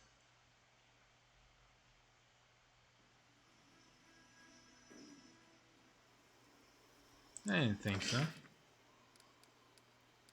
Alright, let's see. Barracks, supply center. I wanted to build stables. What am I missing? These. Okay. Buy. Garrison stables. An archery range. Alchemist laboratory. And buy 50 supply points.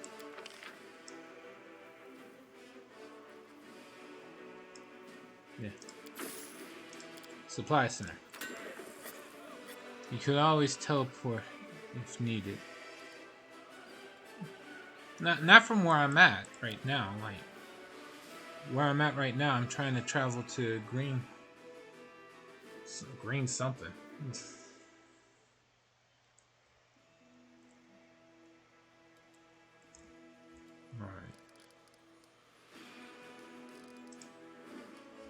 Alright, that aside. Alright, I only have to worry about the demon armies up here. Well, no, I gotta deal with these two. I don't know what the walk path is to get to this guy.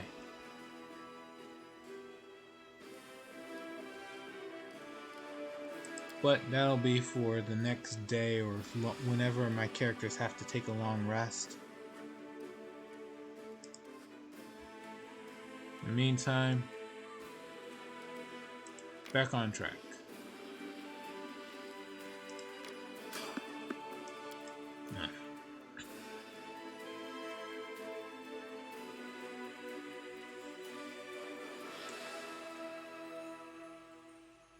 Save the last one for me. It's just a succubus. Should be fine. Oh. Oh, never mind. It's not just a succubus. What the hell is this thing? Is a pig... A pig man with wings. Nalf... something. Nalfeshni.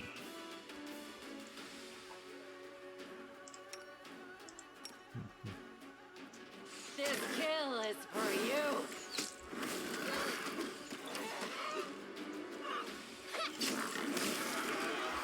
He died pretty quick.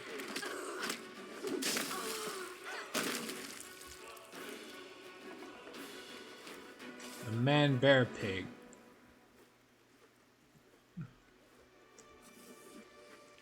So, isn't that what the Beast is in Beauty and the Beast, that Disney movie?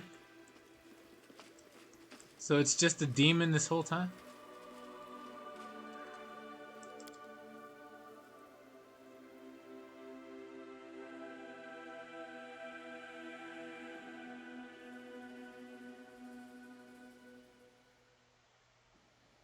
Alright. Anyway, let's continue on. I guess I'll go this way and then go down to Gringate. And then from Gringate, go to Grimwood.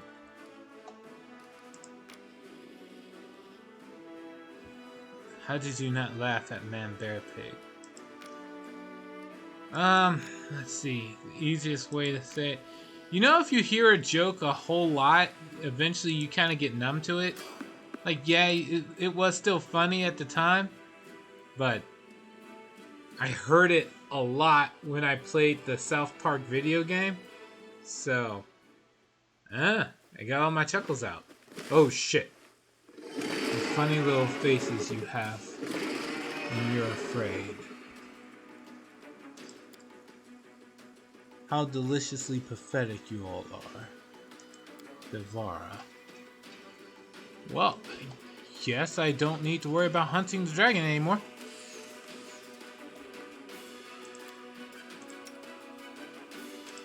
Breath attack.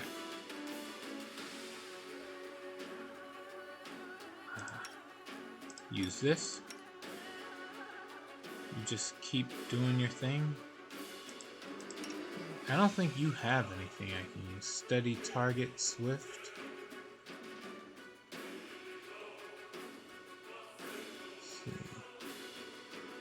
Target has a move action. Alright. Study the target. Oh, I'm fatigued. Of course I am. That's fine. I'm in melee now.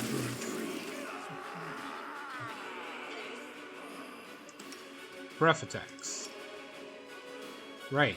Why did I forget that dragons have a breath attack? Red dragon? Is it even a chromatic dragon? It looks like one? That was clearly fire damage. If it wasn't for my resistance, I'd be dead too. Alright.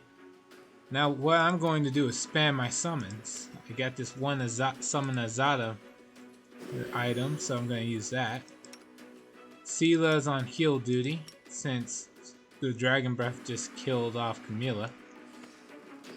Don't run, you worthless summon! Alright, I got another summon, so it's okay. Song of Heroic Resolve.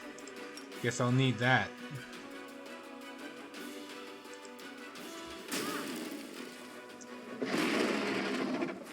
This is something.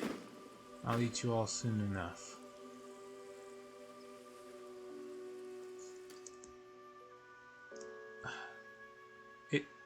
It left? Fate on my dinner. Did I do enough damage for it to run? The hell?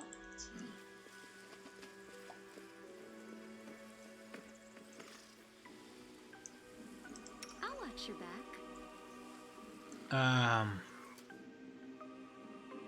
Together we stand. I suppose. Heal up. Heal up.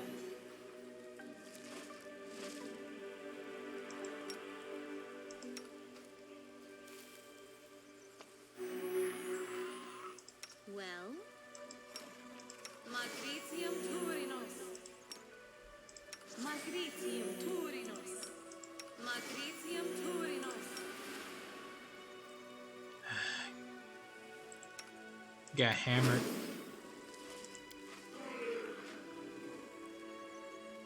And away go the summons, as helpful as they've been. Summon a mastodon and the first thing it does is run away. Clearly I made a mistake in choosing what summons to go for. Magritium Turinos.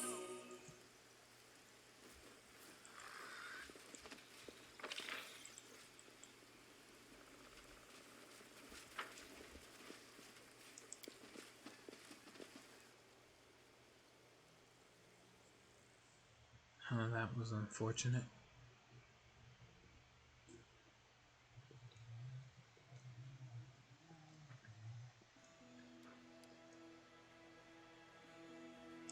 Okay, onward to Green Gate.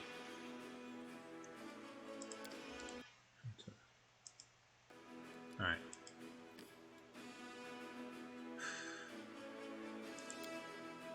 There's a hag. I'm going. Should probably rest before I go in because I'm already fatigued. Good night, Arushale. I hope you have a dream tonight. Any dream.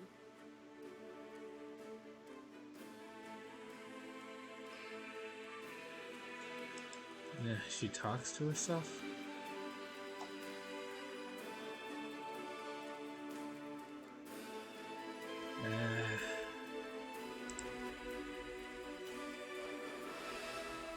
That's kind of creepy.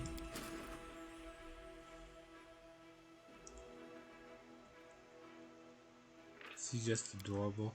She sounds very lonely as opposed to adorable.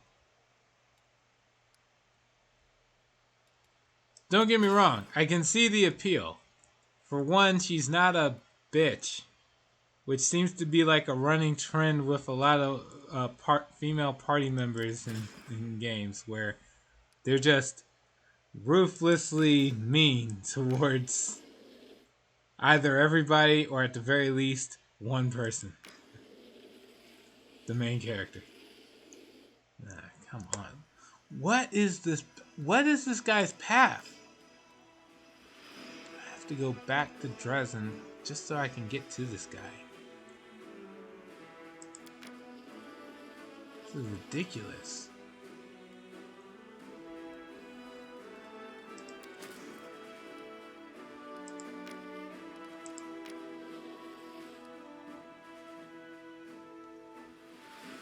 No, I'm trying to get to... Yeah, but I didn't have enough room, so now I gotta send this guy after it. Well, I would if it wasn't for the fact that he's... Yeah, he's too weak, though.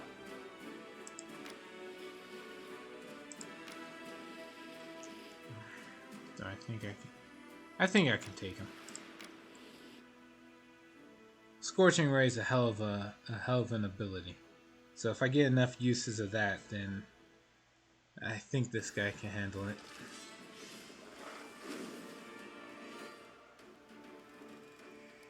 Alright, Scorching Ray. Take out the... Let's see, we got ghouls. Summon the ghouls. Should take out the Nabasu first.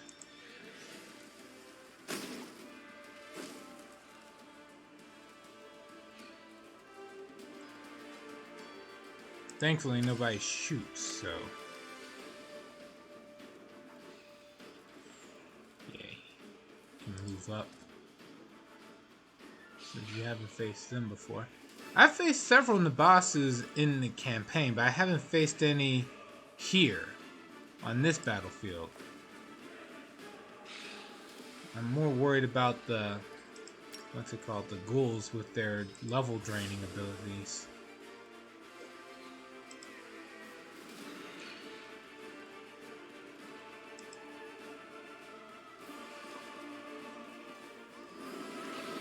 Oh, that's what you meant. Oh, shit. Shoot him! Scorching Ray! Ah, it's not enough. This is gonna get This is gonna get worse before it gets better.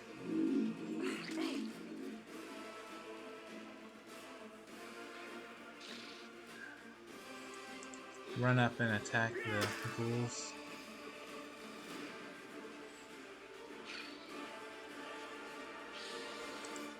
Move up. This is gonna...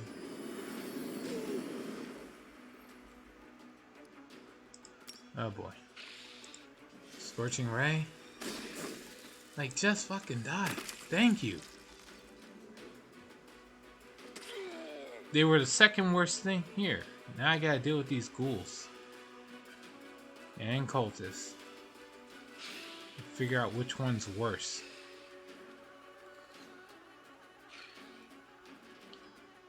I think it's worse to deal with the cultists. I could be wrong, but I gotta do something.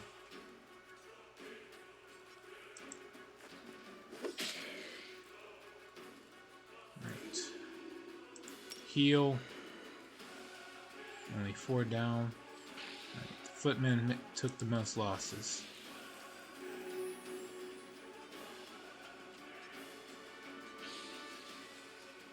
Go, cultist. Oh, good job.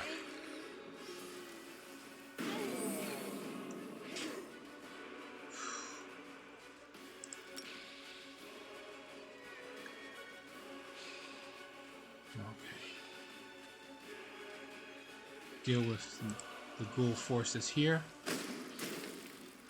They're all worse. Who do you want gone the quickest? Ah. Say there are no right choices. Or in that logic, there's technically also no wrong choices either. Guess we'll get rid of the ghouls first. Huh?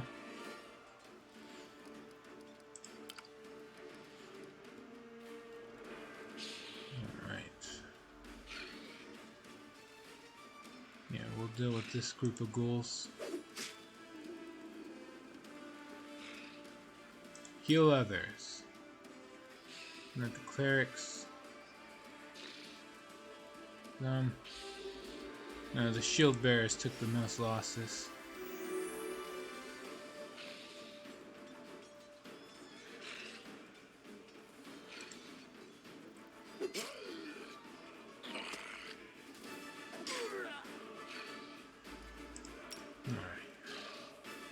He'll be done though.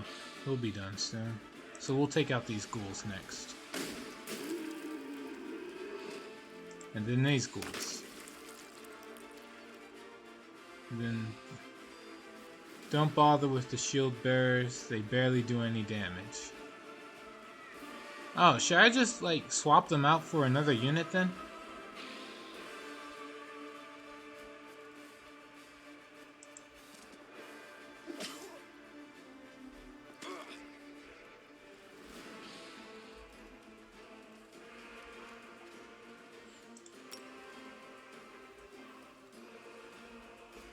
They do have a lot of hit points. Huh. Heal the footman.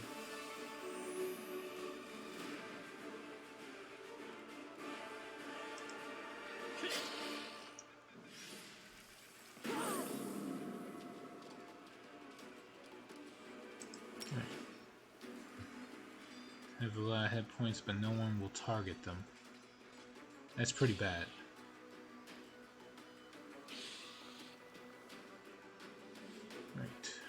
We'll heal up the mounted scouts.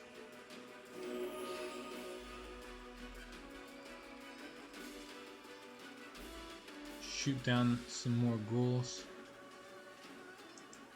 I'm hoping that the scouts are strong enough to kill these. Yep, they are. Alright. That's that.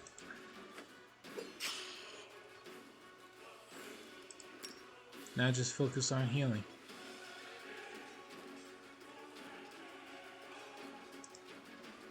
The footmen.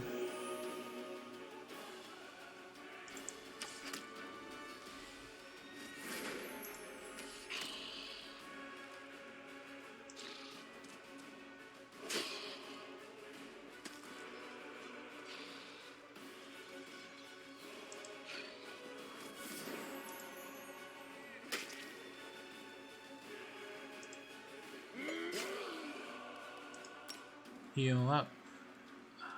Let's see. We'll heal up the clerics.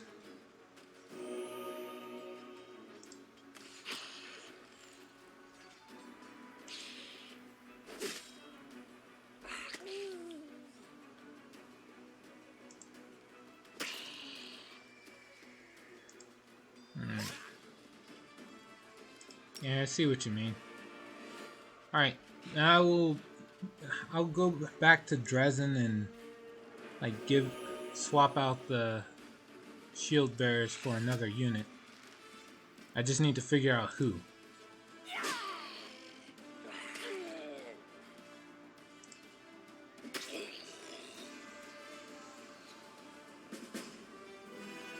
Lost and regained 2 shield bearers.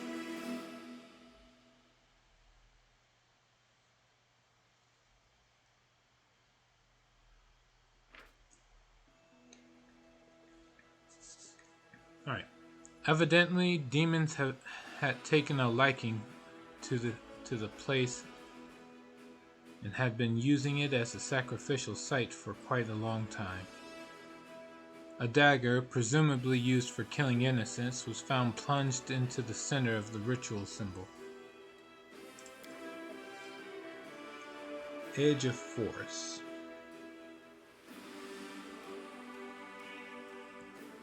Let's take a look at Edge of Force. Just out of curiosity.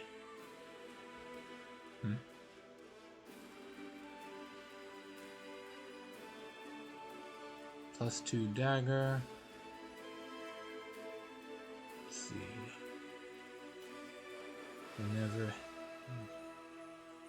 Whenever the wielder of this dagger casts a spell with a force descriptor, it deals additionally 2 force damage.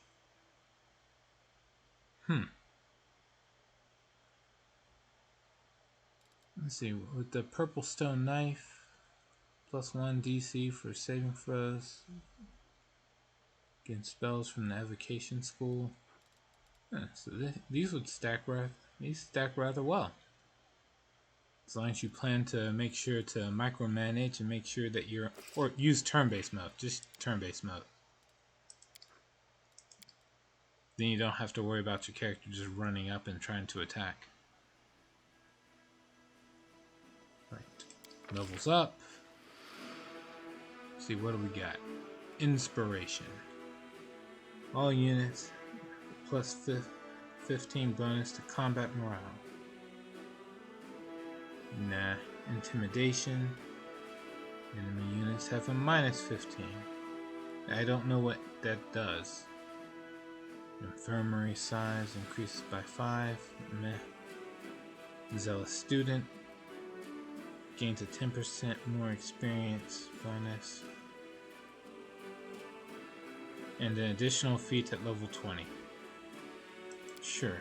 Zealous student.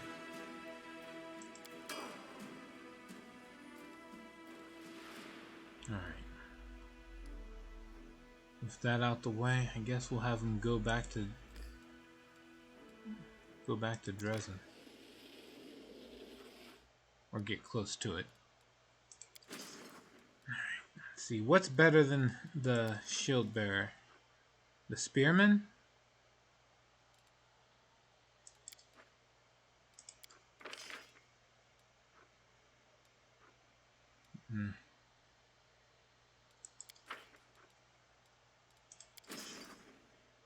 Could get more footmen with this guy. Well, whatever. Both armies have moved. So let's go back to the party. Into the Green Gate.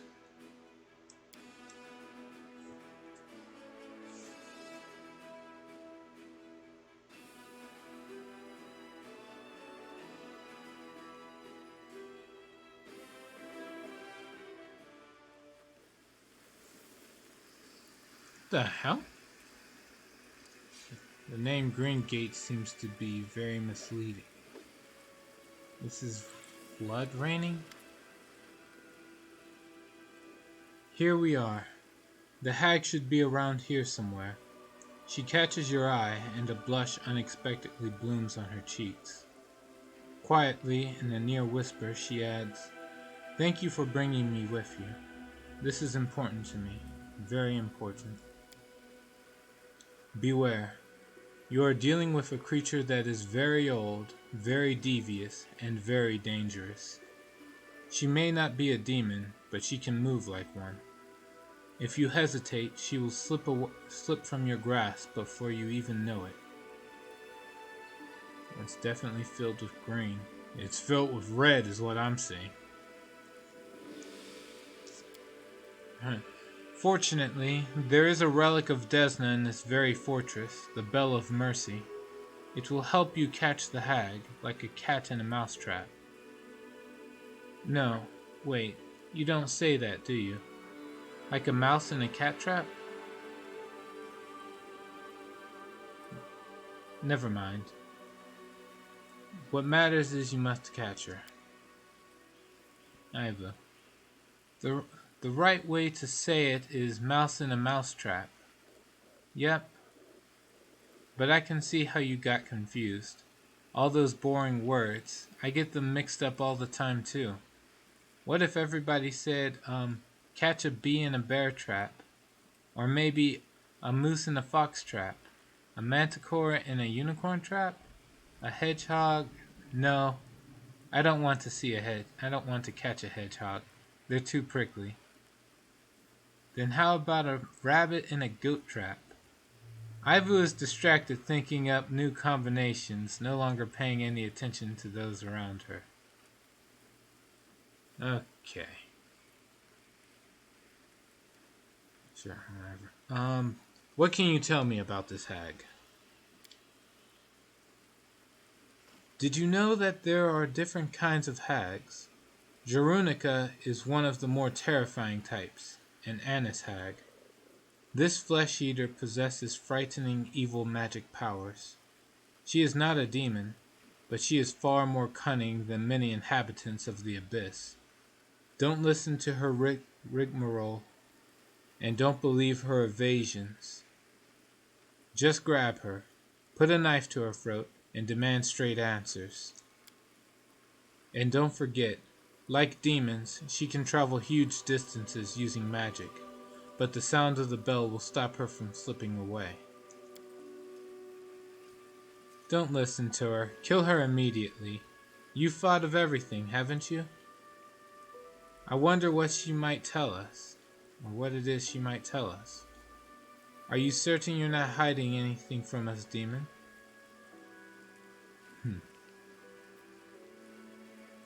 How will this bell help us?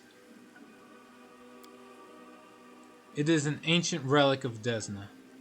The Crusaders brought it here when there was still hope that Sarkoris could be retaken easily. Then the world wound expanded and the Crusaders were forced to retreat, leaving the bell behind. The demons tried to corrupt it or destroy it, but they couldn't. The bell burned them when they touched it. They managed to rip the bell's clapper from it, but they didn't take it far. Look for it. It should be around here somewhere. Desna imbued the bell with powerful protective magic. If you strike it, all demons and their ilk inside the fortress will be unable to move. If the hag cannot move, she will not be able to evade you. How did you know the hag would be here? We know each other of old. Actually, that's not quite true. We have never met in person, but I have been tracking her for quite some time. She shows up here and there, but every time I try to pin her down, she vanishes. I hope this time she won't slip away so easily. Failed perception check. If I need a high perception check to romance Arushale, then that's it. It's over. There's no chance. Needed a 20. How do I have a plus 18 bonus? No, I needed a 25. Oh, I needed a 25, so I could have passed if I had a 7. Man, imagine that. I remember you were saying something about just need a 10. How hard could it be? Well, here we are. Right. Arushale seems agitated, and you detect a tremor in her voice. It seems this hag is not just another monster to the succubus, but her mortal enemy. I understand. Let's do it. May Desna aid us. I was messing with you. Don't worry about it. Take a look. Oh, yeah. Does Greybore have a trickery? Nope. Maybe I should give myself a rank in trickery. Just in case. I heed the voice of the spirits.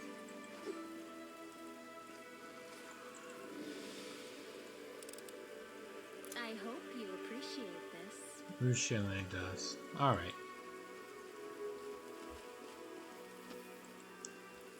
If the game ever gives me some storyline reason why I'm not able to take Carmilla with me, I need to have a backup.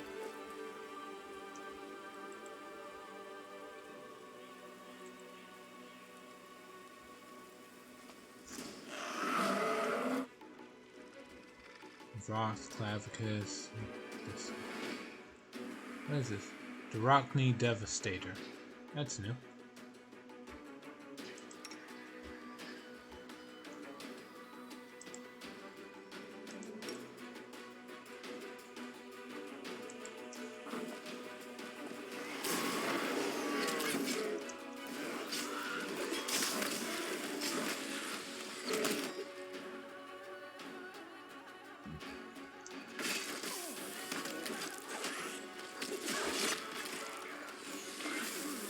Poison. Your character Ivu was poisoned.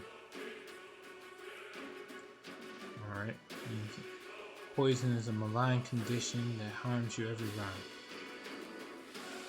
Oof.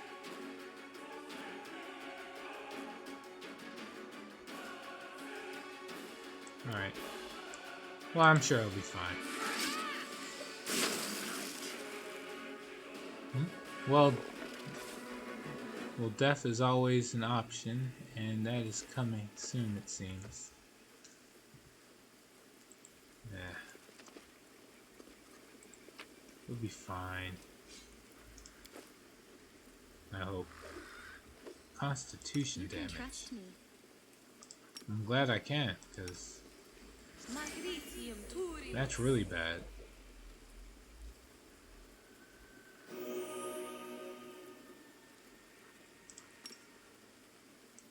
Oh yeah, Greybore has an axe that does Cone of Cold. Oh, it does Cone of Cold. I thought it just did cold damage. Ready to serve.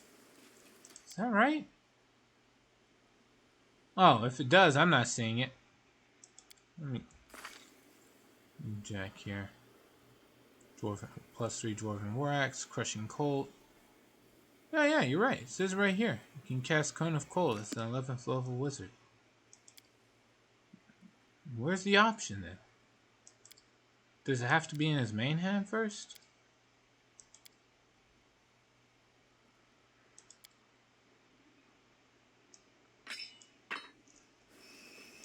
Practice makes perfect.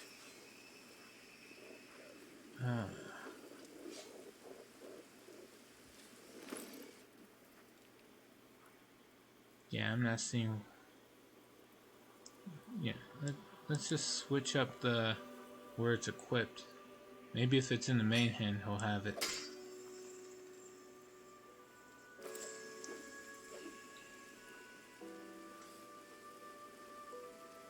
Oh. Yeah, I see it now.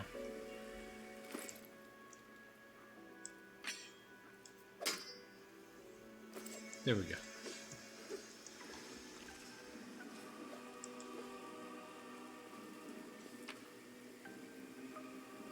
Aerodyn's Wrath. This holy scabbard, while equipped, alters Paladin Smite Evil class ability. changing the type of armor class bonus it grants from deflection to sacred. Additionally, the wearer's first attack every round deals additional 1d4 divine damage. Evil characters can't equip it. Oh, no kidding. It literally helps paladins.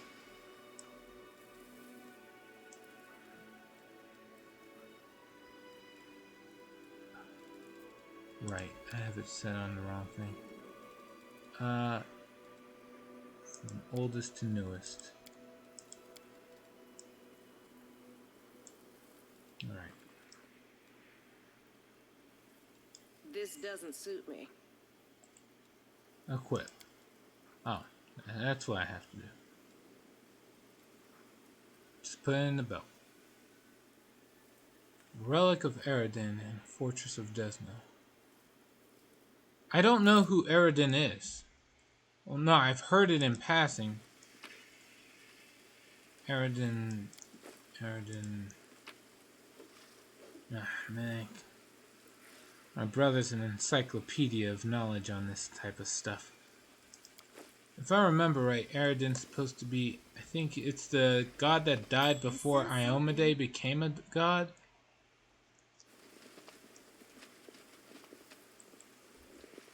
Is that right? Eredin is the dead god of humanity. Oof. Do not fear. Do not waver.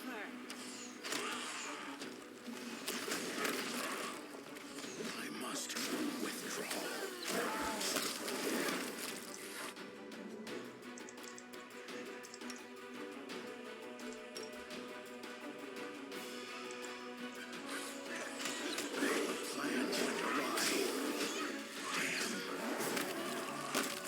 Oh, no, stop. Load. Oh my god, I didn't save after the last fight.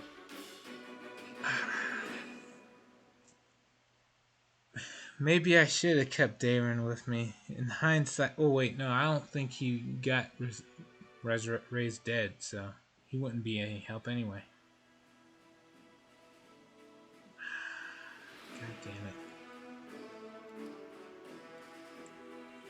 We're all the way back here. All right.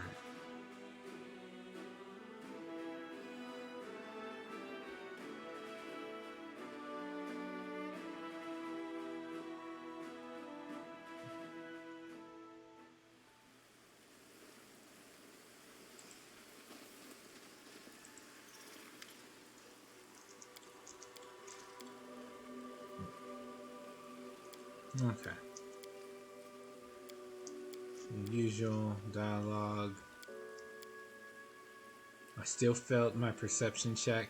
Needed a 7. Rolled a 5. All right. Let's do it. And you don't have any diamonds either. Oh, actually, I think I do. Let me see here. First, organize. Oldest to newest.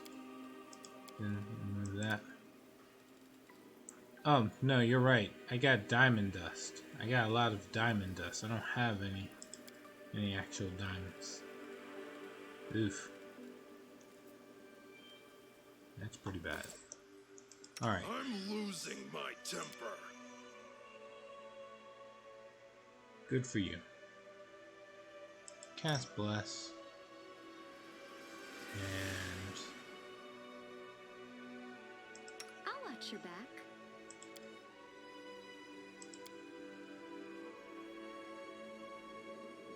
I guess delay poison communal. Seems to be what the demons are doing the most of. And in this area particularly, acid damage. Everyone is mortal in this world, especially when I'm around. Hell yeah.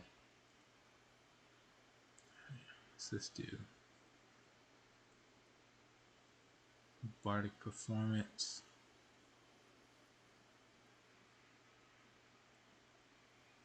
Nothing works while saving throws. Alright. Let's do this. No more.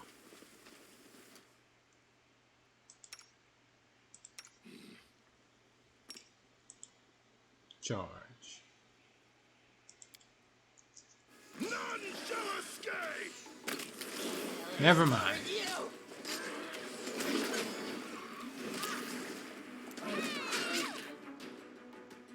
It's going to charge, but that target died real quick.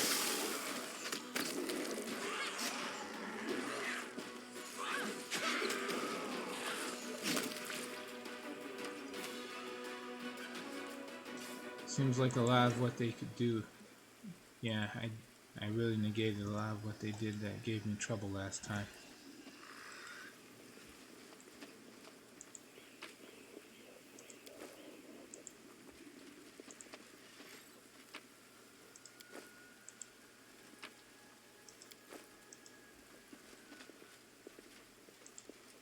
And here was the Relic of Eredin.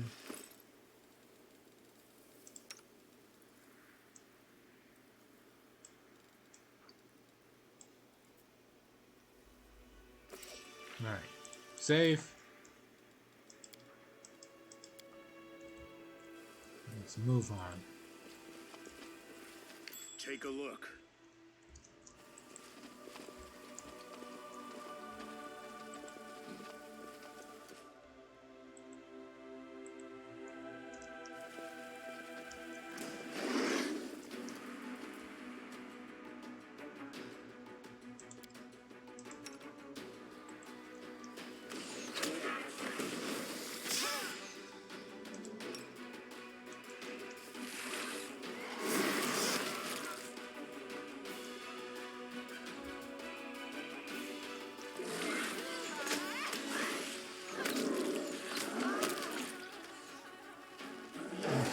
Voracious rift drakes.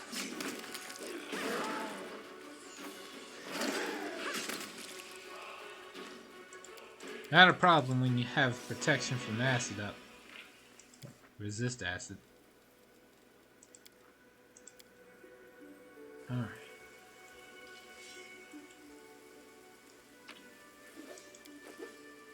Potion.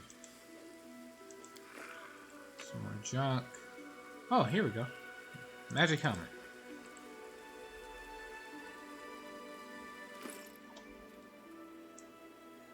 What does this helmet do? +4 bonus to initiative. It doesn't give any aesthetic look. Alright.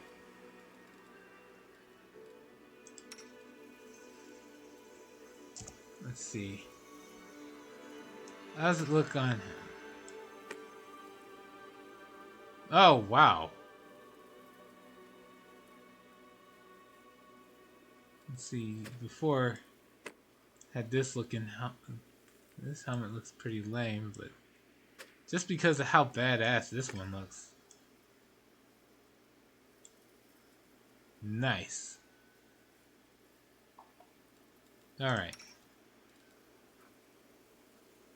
Finally replace that piece of junk on your head. Yep, now I gotta find someone else to put this junk on. Give it to him. Here you go. Have this piece of junk. Oh wait, hold on. This is a -3 perception. What's your perception? +11. And is it the best? Nope. +18. +17. I don't have to rely on his perception, so I can have him use this thing.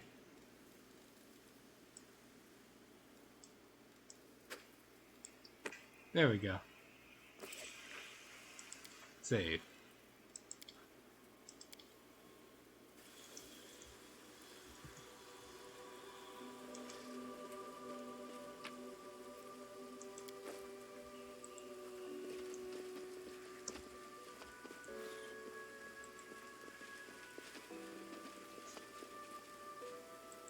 No one stands in my way. I sense something. Whoa. Stop. I am helpful, am I not? Indeed.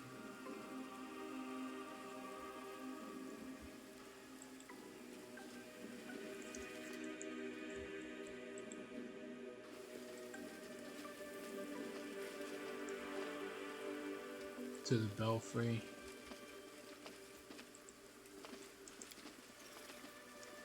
This grave is well tended. It is much more recent than the chapel beside it. There is no name on the tombstone, only an elegant butterfly of Desna.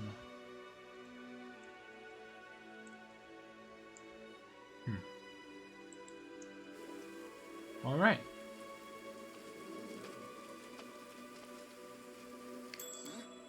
What's that? That's only a ruse. Okay. I finished here. Is there more? Okay. What do we have here? Bell of Mercy Clapper. No. The demons could not destroy Desna's sacred relic, but they did manage to silence it for a time. Wait, there's that trap from way back when. This. Whoa!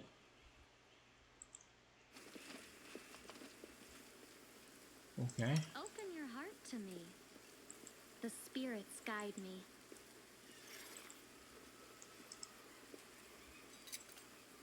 I am helpful, am I not? Alright.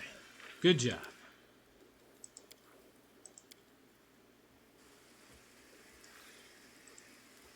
And this way just leads back to where I was before. This way, however, leads to a retriever.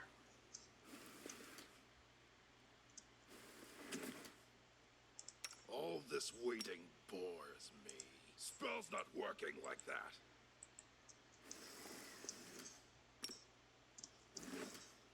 There. You Charge. can trust me. Charge. We will win this war. Remember the last retriever you fought? Yes, I do. He went down pretty quick. The first retriever I fought was, like, terrifying. Almost killed, like, its whole party killed twice. Then the second retriever I fought in Dresden just went down like it was no problem at all. Cut them to pieces! Oh, whoops. Yeah, what is this? I'm alright. Disease. Just sit here. Oof. Oh, it went down? Right, so far. Alright.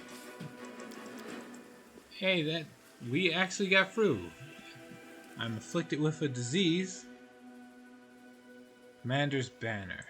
Vicinity of the Sword of Valor grants the commander fast healing equal to twice their mythic rank. Demon Plague. Okay. Oh. I forgot I had that. Wand of Removed Disease. Alright.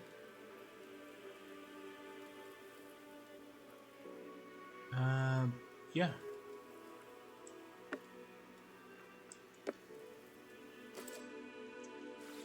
You can attempt to cure disease with treat affliction. Sure. We'll try that then. Yeah, here, it's treat affliction. Lore religion check. To only treat once per day. Alright, so let's see who has the best religion.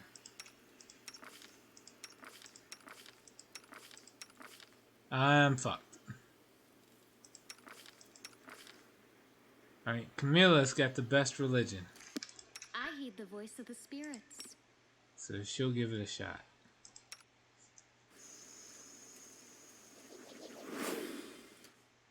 Alright. Then check. Did it work? Hey, it worked! Yeah. Alright. That's why Camilla's the best.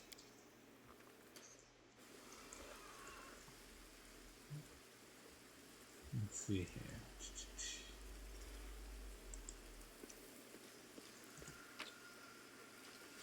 There we go.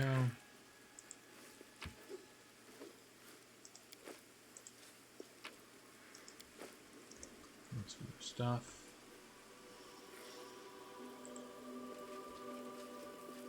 Alright, after all that, I didn't go into the belfry yet. And that's Jerunika, so I'm gonna go back. Go into the belfry.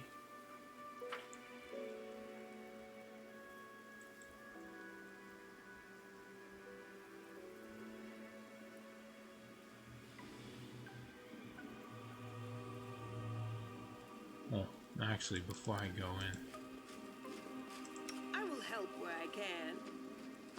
Sure. Please do.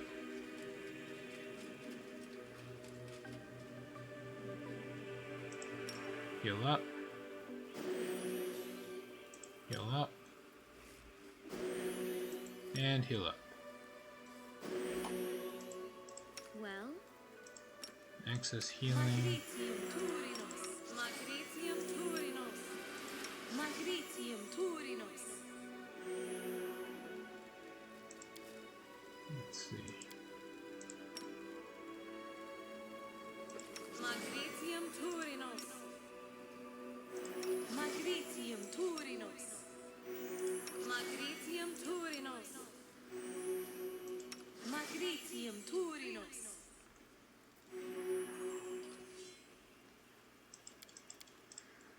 I'm losing my temper.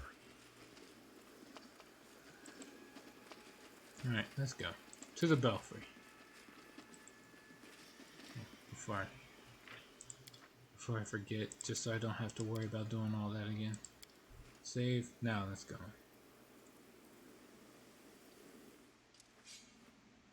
Oh, there it is. The bell, now reunited with its clapper, produces a gentle, melodious ringing. And I found some stuff. Dinosaur bones, speeds, Demon's Terror. Alright. Let's see what that's about. Demon's Terror. One-handed flail.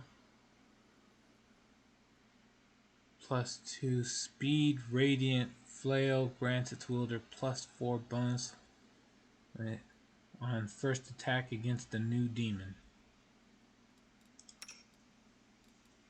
What are you using right now?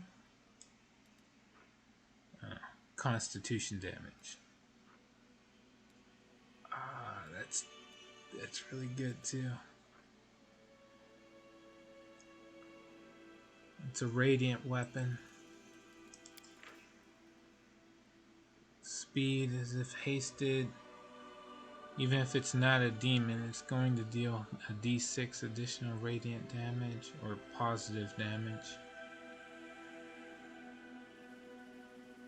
And it goes from a +2 to a +6 to hit. Oh, but that's only on the first attack.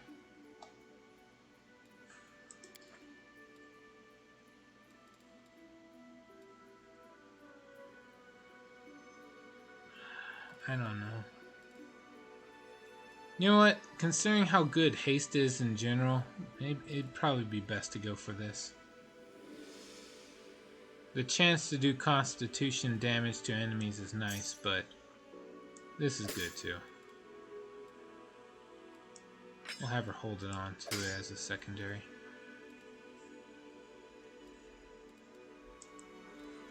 Look at that.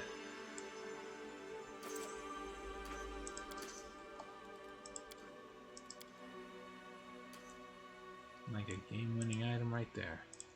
Pick this lock. I am helpful, am I not? Boots.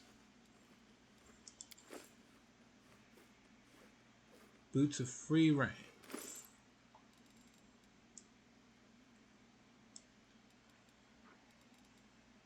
What do these do? Freedom of movement spell.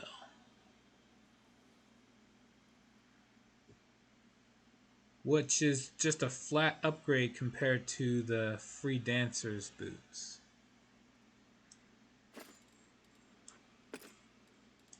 Plus it looks cooler. So I get to move unimpeded. Let's see, I'll give Arushale the free dancer boots. Unless I can find someone else that I want to give it to.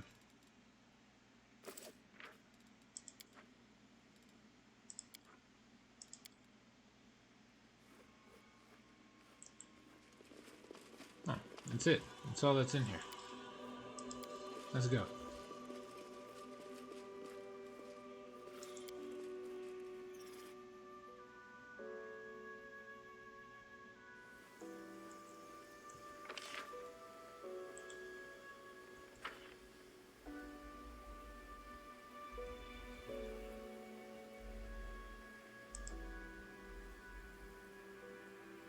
Can't you ring the bell? I think I did. Like as soon as I clicked on it, I rang the bell. First thing I did when I got in there. Let's see. The dialogue for it was, the bell, now reunited with its clapper, produces a gentle, melodious ringing. It didn't let me just keep spamming it though.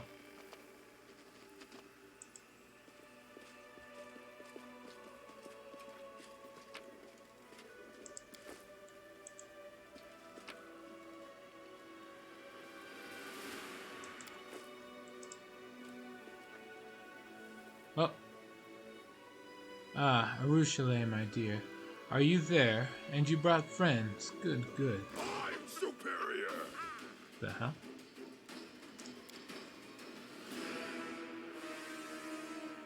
All more for me. The gall. How dare you show up here of all places? Okay. I went to take my meds, so I didn't see that. Ah, it's alright. Oof. It is charging straight for her. Please help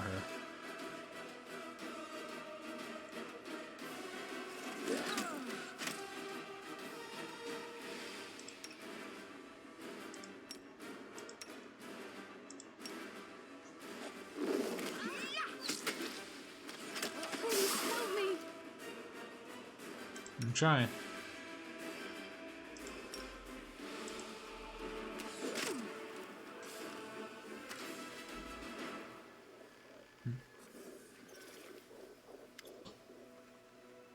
Stop, stop. What are you doing, you reprobates? The beaten hag cowers on the rocks. Gone is the terrifying monster you were just fighting, and in its place is a small and frightened old woman. Why'd you treat an old biddy like me so harshly? Haven't ye any shame, ye great brutes? Don't listen to her. She's just stalling for time. Arushale raises her weapon.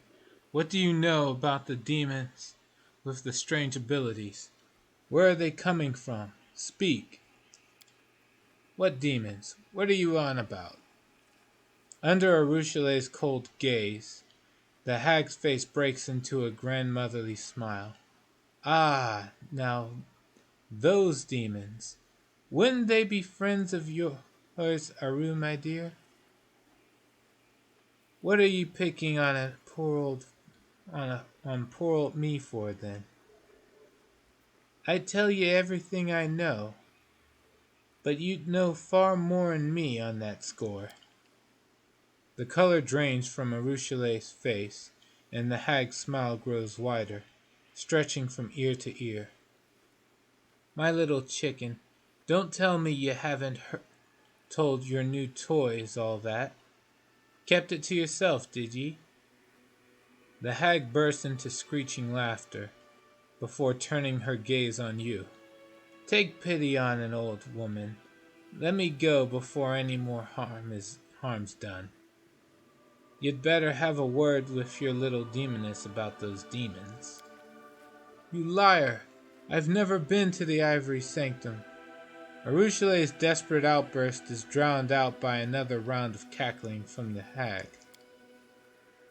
Where's it you say you've never been, eh?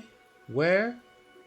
Like you haven't been sniffing around it, seeing who comes and who goes? You didn't see all that?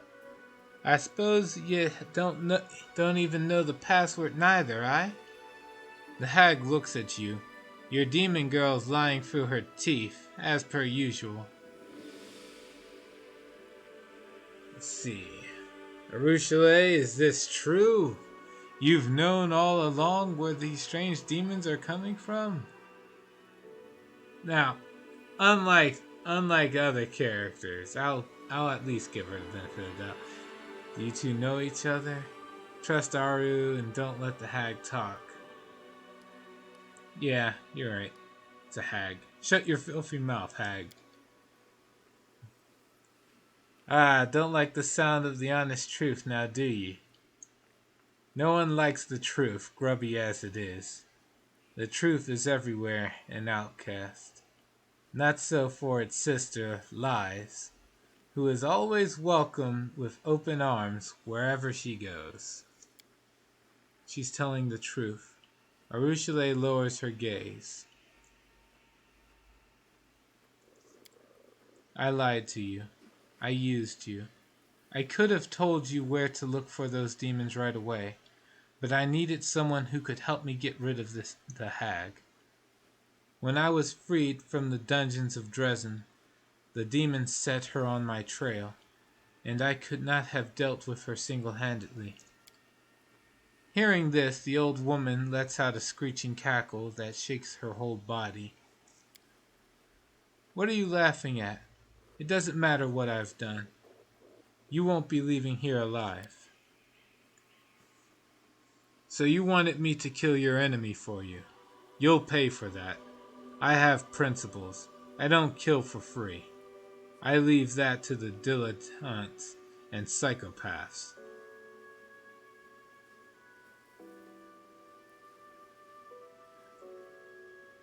Let's see. Wait, don't kill the hag. I want to ask her about something. Like what? Could you possibly ask her about?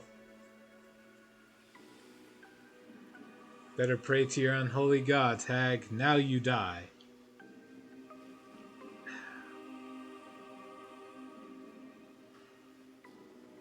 I know you said don't let the hag talk, but we're already here.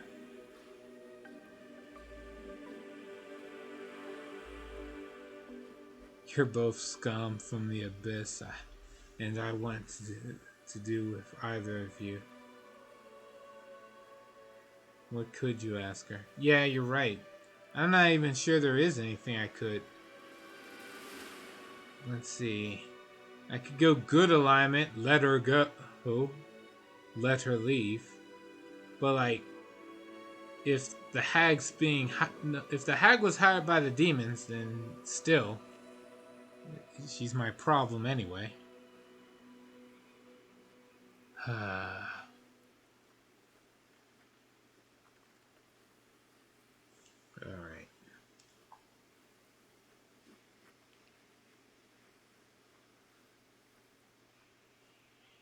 Alright, so basically I've narrowed my personal choice down to either let her go or kill her. And it's a hag. She'll be a problem sooner or later anyway. So, better pray to your unholy gods, hag. Now you die.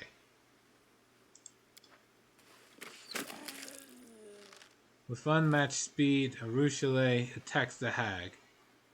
She screeches her last rasping cackle, which soon turns into a strangled gurgle. Arushale's eyes are plaintive as she holds your gaze. There is much I have to explain, to confess. But first, please, there's something I want to show you. Come, it's not far. Okay. This better be good.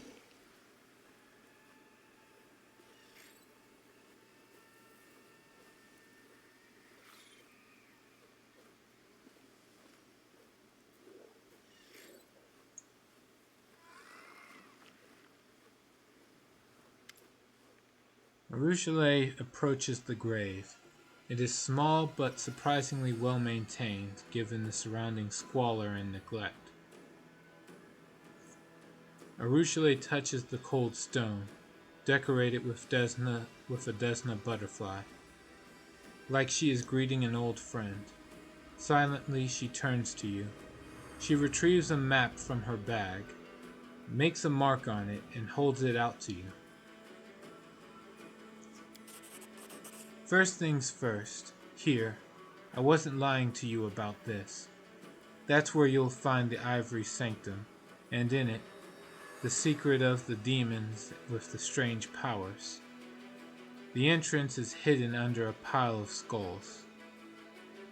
I don't know how to open it, and I have never been inside, but cultists enter it somehow, which means that you can find a way to get inside. Okay.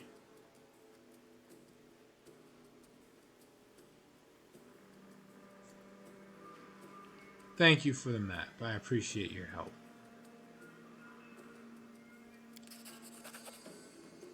The succubus shakes her head. I lied to you. You trusted me, and I used you to get rid of the hag. This doesn't assuage my guilt, but it is the least I can do. Who does this grave belong to? My last victim. She was a priestess of Desna. I seduced her and drained her soul. She died in my arms, and I decided to bask in her final reveries, so I dove into her fading mind. Dreams are Desna's domain. The goddess noticed my sacrilege, but for some reason she showed me mercy instead of punishment. She opened my eyes to who I was and who I could be. When I returned to my senses, the first thing I did was bury my final victim here and to make a vow before her grave that I would atone for everything I had done. I didn't even know who she was. I seduced her, deceived her, and killed her. And she saved my soul. Arushale wipes her eyes. If only I could die and give her back her life, but I can't, Louis. All I can do is live on and help those who are still alive. Alright. How did you know the hag would be here? When I was freed in Dresden, the demons set her on my trail. She failed to catch me, but she took a hostage of a sort. Arushale once again runs her fingers over the granite tombstone. She threatened to corrupt this grave if I didn't come here and surrender. I knew I could not defeat her on my own, so I used you. I used a lie to get you here, so you would help me kill her. Forgive me, I'm sorry. Alright. How did you know about the Bell of Mercy? This place, the fortress and the bell tower, I saw them in the dreams of the person lying in this grave. She was on her way here for the bell. She wanted to take it from here and return it to the Crusaders in Canabras. But she never made it here because she met me. I killed her and I devoured her dreams, or rather they devoured me. That's why when I re-emerged from the dream realm, I buried her here. I thought it was the right thing to do. I've wanted to return the bell to the Crusaders for a long time, but she brings a hand to her face. The barest brush and the bell burns my impure fingers. Why did you have to lie? You could have just asked for help. I was afraid. Afraid you would refuse if there was nothing in it for you. I was afraid you wouldn't believe me, and I am a demon, Louis. For centuries it was all I knew. If you want something, you get it by lying or by force. Luring you here was so easy, so natural. Lies and manipulation, they are my native language, one I have spoken my entire life. Asking for a favor? Now that is a foreign notion that I have only begun to learn. Don't think I'm trying to justify what I did. I know my lie was despicable. I knew that perfectly well when I lied to you. I knew it was a step backward, back to the old Arushale. And I still did it. There is no excuse for it. I just want you to understand me. Attack. I won't stand here and listen to your lies, demon. Die. God damn. They keep giving options to kill people. Alright, everything is clear to me now.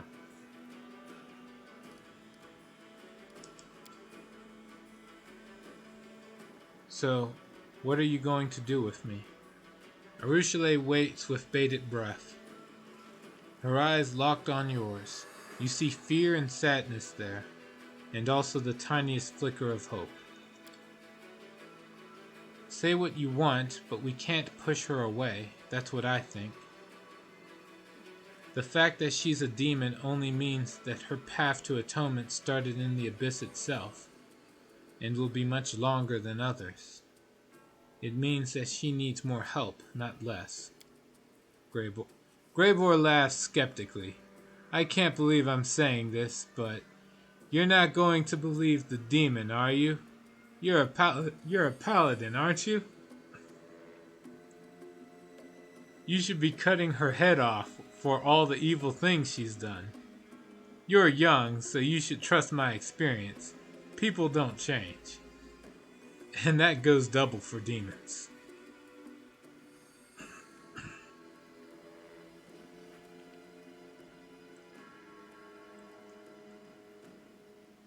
I don't believe you. Get out of my sight. Attack. You are beyond forgiveness. I'll believe you this time, but if you lie to me again, I won't be so forgiving. Chaotic. You're tormenting yourself for nothing. Your lie didn't hurt anyone, did it?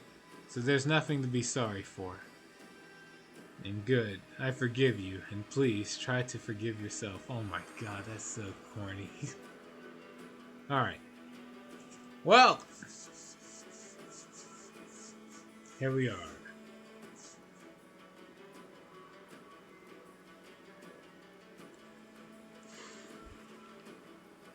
I guess I'll just say the good option. I forgive you, and please try to forgive yourself. Thank you, Arushale whispers. I will try. The corny option is best. Hey, I leveled up. That's what's the best thing here.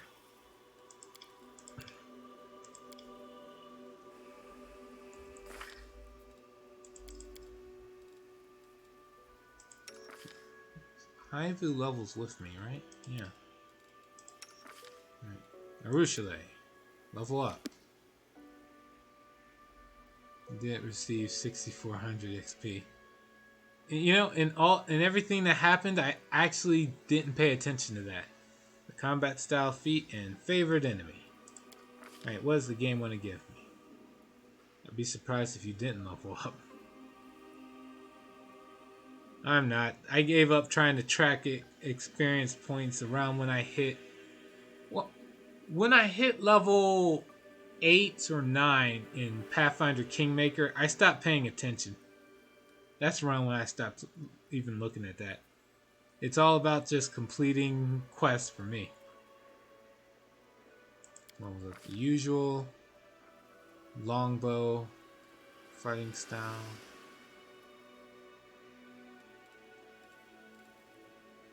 Mastery.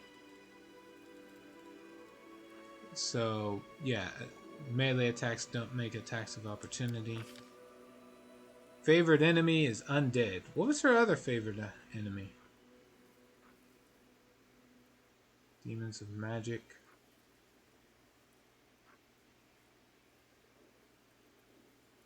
I thought it was humans. Whatever.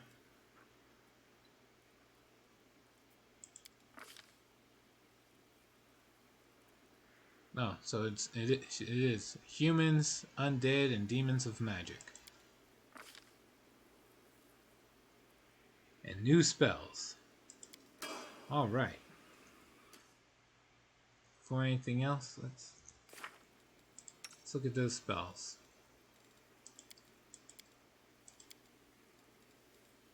She gets one spell.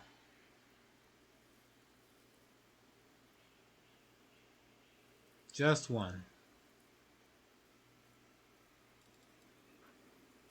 What is instant enemy?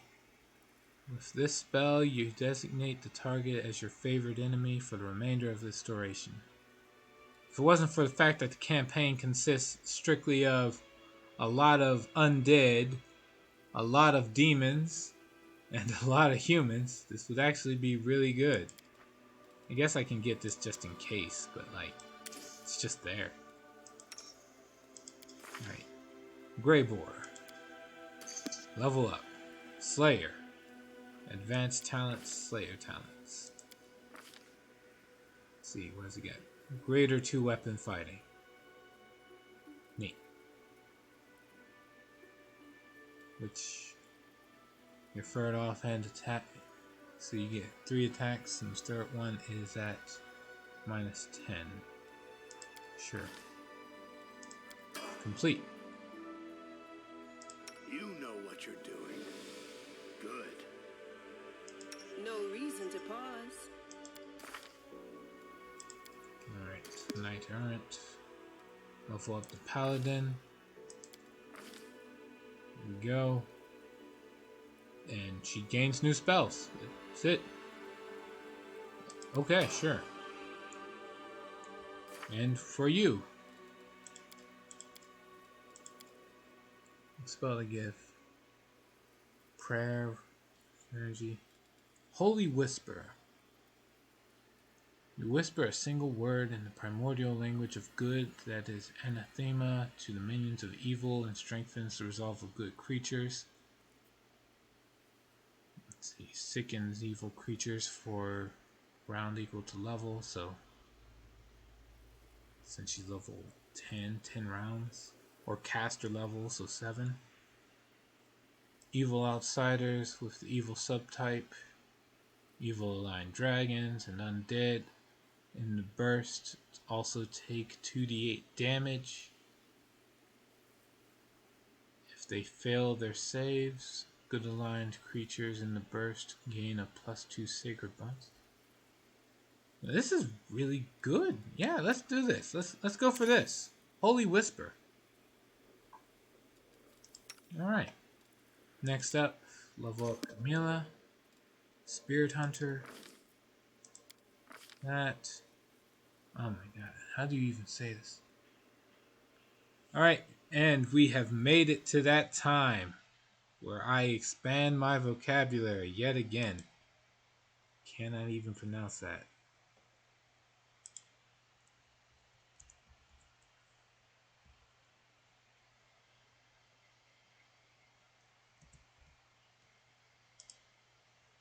Alright. Ameliorate. Ameliorate. Okay. Make something bad or unsatisfactory better. Okay.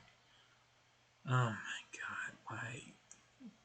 Can't you just say that? Who decided to invent this word? There were so many other words you could use. Improve, enhance, upgrade. But no, ameliorate. Got it. Thank you, game, for increasing my vocabulary yet again. The shaman can touch a creature to protect it from the negative conditions and suppress their effects. Shaman chooses one of the following conditions each time she uses this hex. Alright. Dazzled, fatigued, shaken, or sickened. The target is inflicted with the chosen condition. Condition is suppressed for minutes equal to the shaman's level. Neat.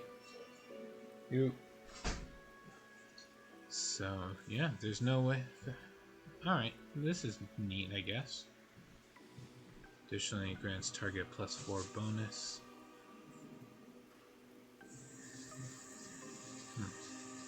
And the creature can benefit from the hex twice in 24 hours. Okay, sure. And does she gain any new spells? Or slots? Yes, she does. So I'll give her another Cure Critical Wounds. And let's see. Call Lightning Storm, just because the name sounds cool.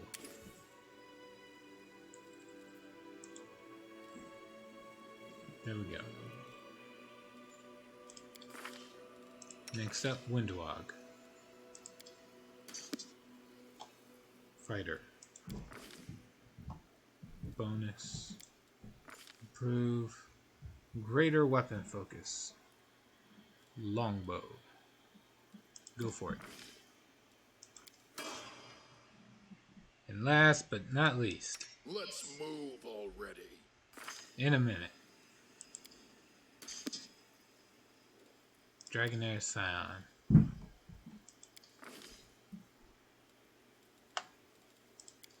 Athletics, Knowledge Arcana, and Persuasion.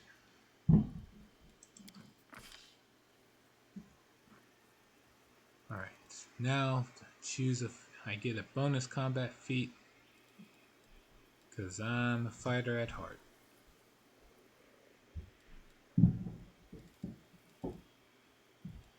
Just need to figure out what I want.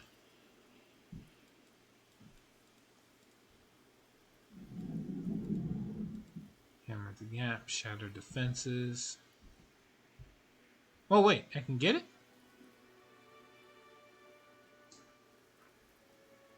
Holy shit. Alright, hold on. So, Dazzling Display. Where is it?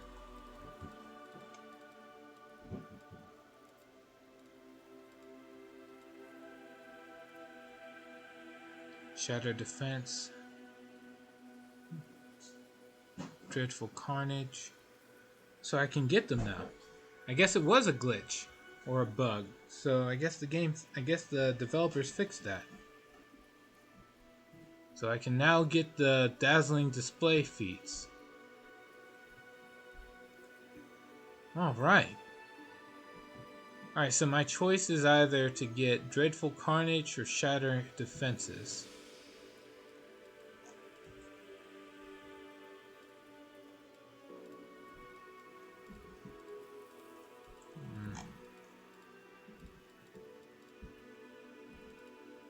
You can get Shatter Defenses now.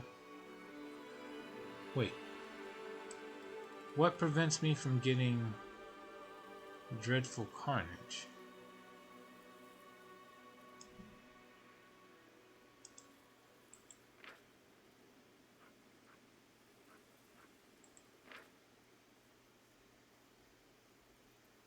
Dreadful Carnage whenever you reduce a creature to 0. Alright. Shouldn't there be an option to get it then? Dreadful Carnage.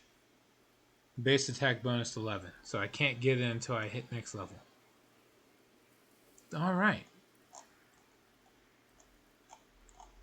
Well, that's good to know. It was a glitch. Oh man. Thanks to the development team for fixing that bug. I really wanted to go for the whole Fear Effect build. Alright, so there's Dreadful Carnage, Shatter Defense.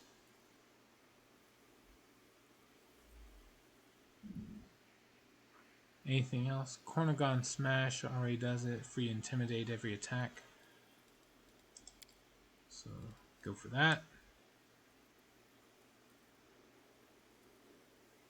Is there anything else I would have wanted to get? No. I already got the weapon focus and weapon specializations. Yep. Alright, so we're good.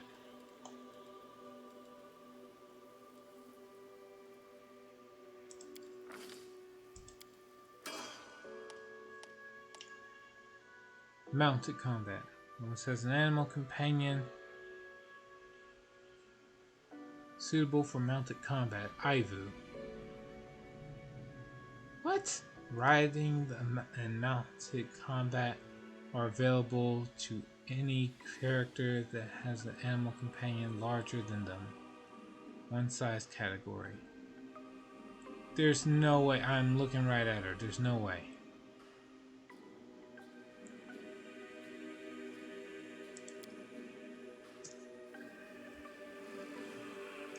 No one stands in my way. Mount. Spell's Yeah. not working like that. Yeah, I didn't think so. Mount. Can mount an animal companion. Maybe if I was a halfling or something.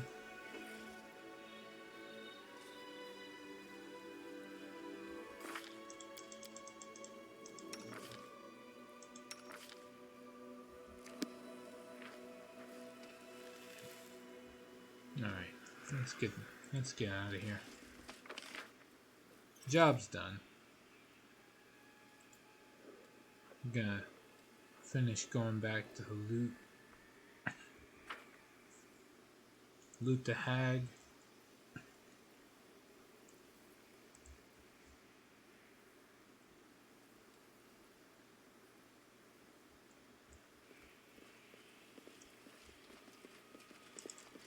Loot this chest here. Let's see, quiver, an S-stock. Wait, is an S? Alright, sure.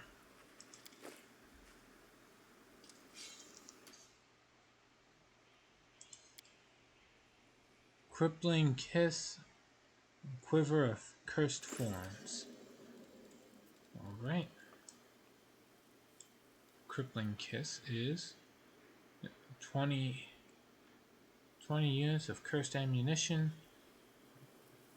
Let's see, reflex save or be entangled by unholy vines for 1 to 4 rounds. Each round, enemy tries to break free from this entanglement. If this try was unsuccessful, deals 1d10 unholy damage. Nice. Use that.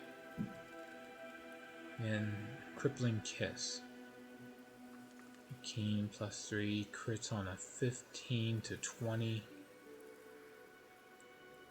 Let's see. Whenever it confirms a critical hit on an enemy, target suffers a stacking -2 penalty on attack rolls, saving throws, skill checks until the end of combat. Whoa. That's not bad.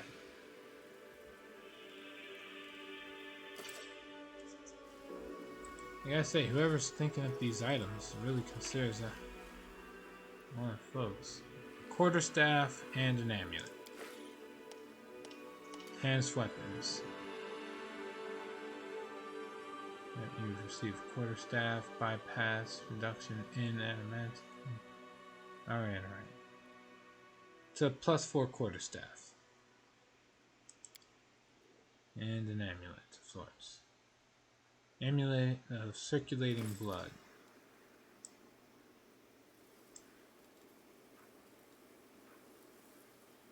Alright. Yeah, it's just a +4 quarterstaff.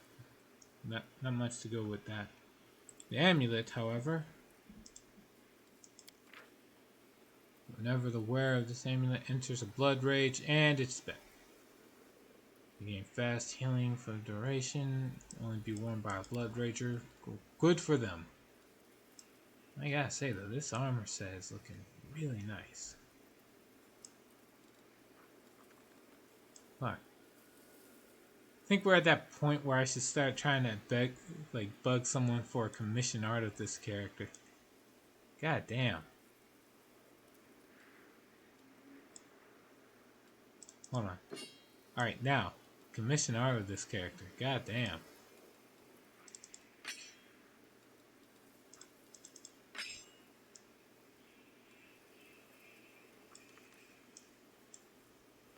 Alright. Save. Let's get out of here. Here's the exit.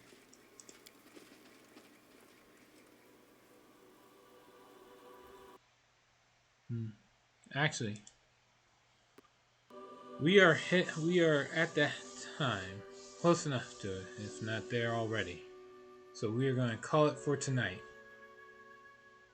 Atrocious, thanks for joining me tonight. I will be on tomorrow around the same time, as long as nothing goes wrong at work. Well, no, I won't be on at the same time. I'll be starting my stream tomorrow about, I want to say 2 hours earlier than the time right now. Right now for me, it's like 6 p.m. So I'm gonna start at 4 p.m. Don't know how that time translates over for anybody else. But yeah. All right. Thanks for coming, and I will see you all tomorrow with more Wrath of the Righteous. And until then, take care.